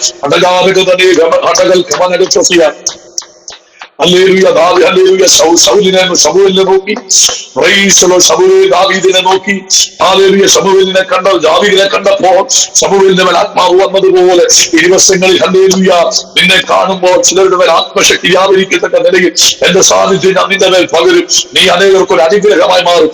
അടകനീരകൾ കമലകക്ഷസിയ നിന്റെ കൂടാരത്തിൽ നിന്ന് നിന്റെ കുടുംബത്തിൽ നിന്ന് ദൈവം നിന്നെ തെരഞ്ഞെടുത്തിരിക്കുന്നു. ദൈവം നിന്നെ മാനിക്കാൻ ആഗ്രഹിക്കുന്നു. ഒരു വിശാലതയുടെ വാതിൽ ദൈവം നിന്റെ മുമ്പിൽ തുറക്കും. കാലപുത്ര നീ കണ്ടിട്ടില്ലാത്ത നന്മകൾ ദൈവം നിന്റെ മേൽ നൽകിയിട്ടും ആദരിപ്പ ദൈവത്തിന്റെ പദ്ധതിയുടെ കേട്ടോ. പക്ഷെ 4 വർഷങ്ങളും വരിഞ്ഞു മുറുക്കുന്ന വെല്ലുവിളികളെ തിരിച്ചറിഞ്ഞ് ദൈവമുഖത്തേക്ക് നോക്കി ചുവടുകൾ ചവിട്ട് ഈ ദിവസങ്ങളിൽ ദൈവം നിനക്ക് വേണ്ടി നീ കണ്ടിട്ടില്ലാത്ത വാതിലുകൾ തുറന്ന് നീ ചിന്തിക്കാത്ത വഴികൾ നിന്റെ മുമ്പിൽ തുറന്നുകൊണ്ട് മാനിപ്പാൻ ദൈവത്തിന്റെ പദ്ധതിയുണ്ട്. ഞാൻ നിനക്ക് വേണ്ടി കോരശിനെ ഇസ്രായേലിന് വേണ്ടി ഉണർത്തിയതുപോലെ ഞാൻ നിനക്ക് വേണ്ടി ചില ഹൃദയങ്ങളെ ഉണർത്തി. ഇന്ന് നീ കടന്നു പോകുന്ന സാമ്പത്തിക സാഹചര്യങ്ങളുടെ നടുവിൽ ഹല്ലേലൂയ നിനക്ക് വേണ്ടി ചില കരുതലുകളുമാണ് ഞാൻ ചിലരെ എഴുന്നേൽപ്പിക്കുന്ന ദിവസങ്ങളുണ്ടെന്ന് ദൈവത്തിന്റെ ആത്മാവ് ശക്തമായ ദൂത് കൈമാറുന്നു കേട്ടോ. പ്രാർത്ഥന കുറഞ്ഞു പോകണ്ട, നിരാശപ്പെട്ടു പോകണ്ട, ദൈവമുഖത്തേക്ക് നോക്കുക. ഞാൻ നിന്നെ ഉപേക്ഷിക്കുന്ന ദൈവമല്ലെന്ന് പരിശുദ്ധാത്മാവ് ഇന്ന് രാത്രി ശക്തമായി ഇടപെടുകയാണ്. എന്ന് പറയുന്ന ആന്റിയോട് ദൈവത്തിന്റെ പരിശുദ്ധാത്മാവ് ഇന്ന് മുതൽ ശക്തമായി ഇടപെടുകയാണ്. എന്റെ ഭാവിയിടത്തിൽ നീ കരഞ്ഞതിനും ഉപവസിച്ചതിനും പ്രാർത്ഥിച്ചതിനും കണക്കില്ല. ദൈവാത്മാവ് ഞാൻ നിന്റെ കണ്ണുനീര് കണ്ടിരിക്കുന്നു. നിന്റെ ഹല്ലേലൂയ തുരുത്തിൽ നിന്റെ കണ്ണുനീര് ഞാൻ ഹല്ലേലൂയ കണ്ടിരിക്കുന്നു. ഈ ദിവസങ്ങളിൽ ആശയെ ഞാൻ നിനക്ക് വേണ്ടി ചില വഴികൾ തുറക്കാൻ പോവുകയാണ്. പലപ്പോഴും മുന്നോട്ട് പോകണമെന്ന് ആഗ്രഹമുണ്ടെങ്കിൽ ആഗ്രഹിക്കുന്ന നിലയിൽ മുന്നോട്ട് പോകാൻ കഴിയാതെ വെളിപ്പെട്ടു വരുന്ന ചില വെല്ലുവിളികൾ മുമ്പിലുണ്ട് കേട്ടോ. അതുനം ഘടകം ജുടകം ഉടകരകനകനകസി അമ്പൽ പ്രൗഢം അനാഭിയ അന്തനീ രകൽക്കമന. പലപ്പോഴും അല്ലെങ്കിൽ ആഗ്രഹിക്കുന്നത് പോലെ കാര്യങ്ങൾ നടക്കുന്നില്ല, ചിന്തിക്കുന്നത് പോലെ കാര്യങ്ങൾ നടക്കുന്നില്ല. ആശയ ദൈവാത്മാവ് ഇങ്ങനെ പറയുന്ന ഒരു വാർത്തയെ പോലെ പലതിനെ ചൊല്ലി വിലപിക്കുന്നത് പോലെ അനുഭവങ്ങൾ ഈ രാത്രി ദൈവത്തിന്റെ ആത്മാവ് ഇടപെടുക കേട്ടോ. മനസ്സ് പലപ്പോഴും പതറിപ്പോകുന്നു, മനസ്സ് പലപ്പോഴും ഇളകി മറിയുന്നു. ഉറയ്ക്കുവാൻ കഴിയാത്ത നിലയിൽ മനസ്സിനെ ആക്കിക്കളയുന്ന ചില ശത്രുവിനെ എന്റെ കഥ ഞാൻ ഈ നാടുകളിൽ വെളിപ്പെടുത്തും. ഇസ്രായേൽ ജനത്തോട് മോശ മുഖാന്തരം ദൈവം പറഞ്ഞു, ഉറച്ചു നിൽക്കുക, ഞാൻ നിങ്ങൾക്ക് വേണ്ടി ചെയ്യുവാനിരിക്കുന്ന രക്ഷ കണ്ടുകൊണ്ട് ദാസിയെ ദിവസങ്ങൾ ദൈവമുഖത്ത് നോക്കി ദൈവത്തെ മുറുകെ പിടിച്ച് ഉറച്ചു നിന്ന ദൈവം നിനക്ക് വേണ്ടി ചെയ്യാൻ പോകുന്ന നിന്റെ കുടുംബത്തിനും തലമുറകൾക്കും വേണ്ടി ചെയ്യാൻ പോകുന്ന ദൈവപദ്ധതികളെ നീ കാണുമെന്ന് ദൈവത്തിന്റെ ആത്മാവ് ഇടപെടുക കേട്ടോ. ഒരു തരത്തിലും നിന്റെ കുടുംബത്തിൽ ആരും തലമുക്കരുതെന്ന് വാദിക്കുന്ന ചില മേഖലകളുണ്ട്. എന്നാൽ ഈ ദിവസം ദൈവാത്മാവ് പറയുന്നു, എന്റെ സാന്നിധ്യം നിന്റെ കുടുംബത്തിൽ വെളിപ്പെടാം, എന്റെ ശക്തി നിന്റെ മേൽ വെളിപ്പെടാം. ഈ നാളുകളിൽ നീ താണിരുന്ന ദൈവാത്മാവ് പറയുന്നു, പരിശുദ്ധാത്മാവിന്റെ ശക്തിയാ നിന്റെ കുടുംബത്തിന്റെ ഗതികളെ ഞാൻ തിരികും, നിന്റെ തലമുറകളുടെ ഗതികളെ ഞാൻ മാറ്റും, നീ കടന്നു പോകുന്ന സാഹചര്യങ്ങളെ ഞാൻ തണിയും. ദൈവത്തിന്റെ ആത്മാവിന്റെ പ്രവൃത്തി നിന്റെ കൂടാരത്തിനകത്ത് ശത്രുക്കൾ പള്ളികളിൽ ചുരുങ്ങി പോകുന്നത് പോലെ ഞാൻ വെളിപ്പെടുത്തുന്ന നാടുകൾ ഉണ്ടെന്ന് ദൈവാത്മാവ് ഇടപെടുന്ന ദാസിയാകയാൽ പ്രാർത്ഥനയ്ക്ക് മൂർച്ച കൂട്ട ദൈവത്തിന്റെ ആത്മാവ് ഇടപെടുകയാണ്. ഇരുമായുധം തേക്കാഞ്ഞതിന് വായ്പല തേക്കാതിരുന്ന അധികം ശക്തി പ്രയോഗിക്കേണ്ടി വരുമെന്നുള്ള വചനപ്രകാരം ഈ ദിവസങ്ങളിലെ ആയുധങ്ങൾ മൂർച്ചയുള്ളതാക്കി മാറ്റുക ദൈവാത്മാവ് ശക്തമായി ദൂത് കൈമാറുകയാണ്. ചില വെല്ലുവിളികൾക്ക് നേരെ ഞാൻ നിന്നെ നിർത്തും. ചില പ്രതിസന്ധികളുടെ നടുവിലൂടെ ഞാൻ നിന്നെ കടത്തും. അടക മനഘടക സന്തുലി രകന്ധര അന്തർജാല പ്രൗഢമനാദിയ നിന്റെ കുടുംബത്തിന്റെ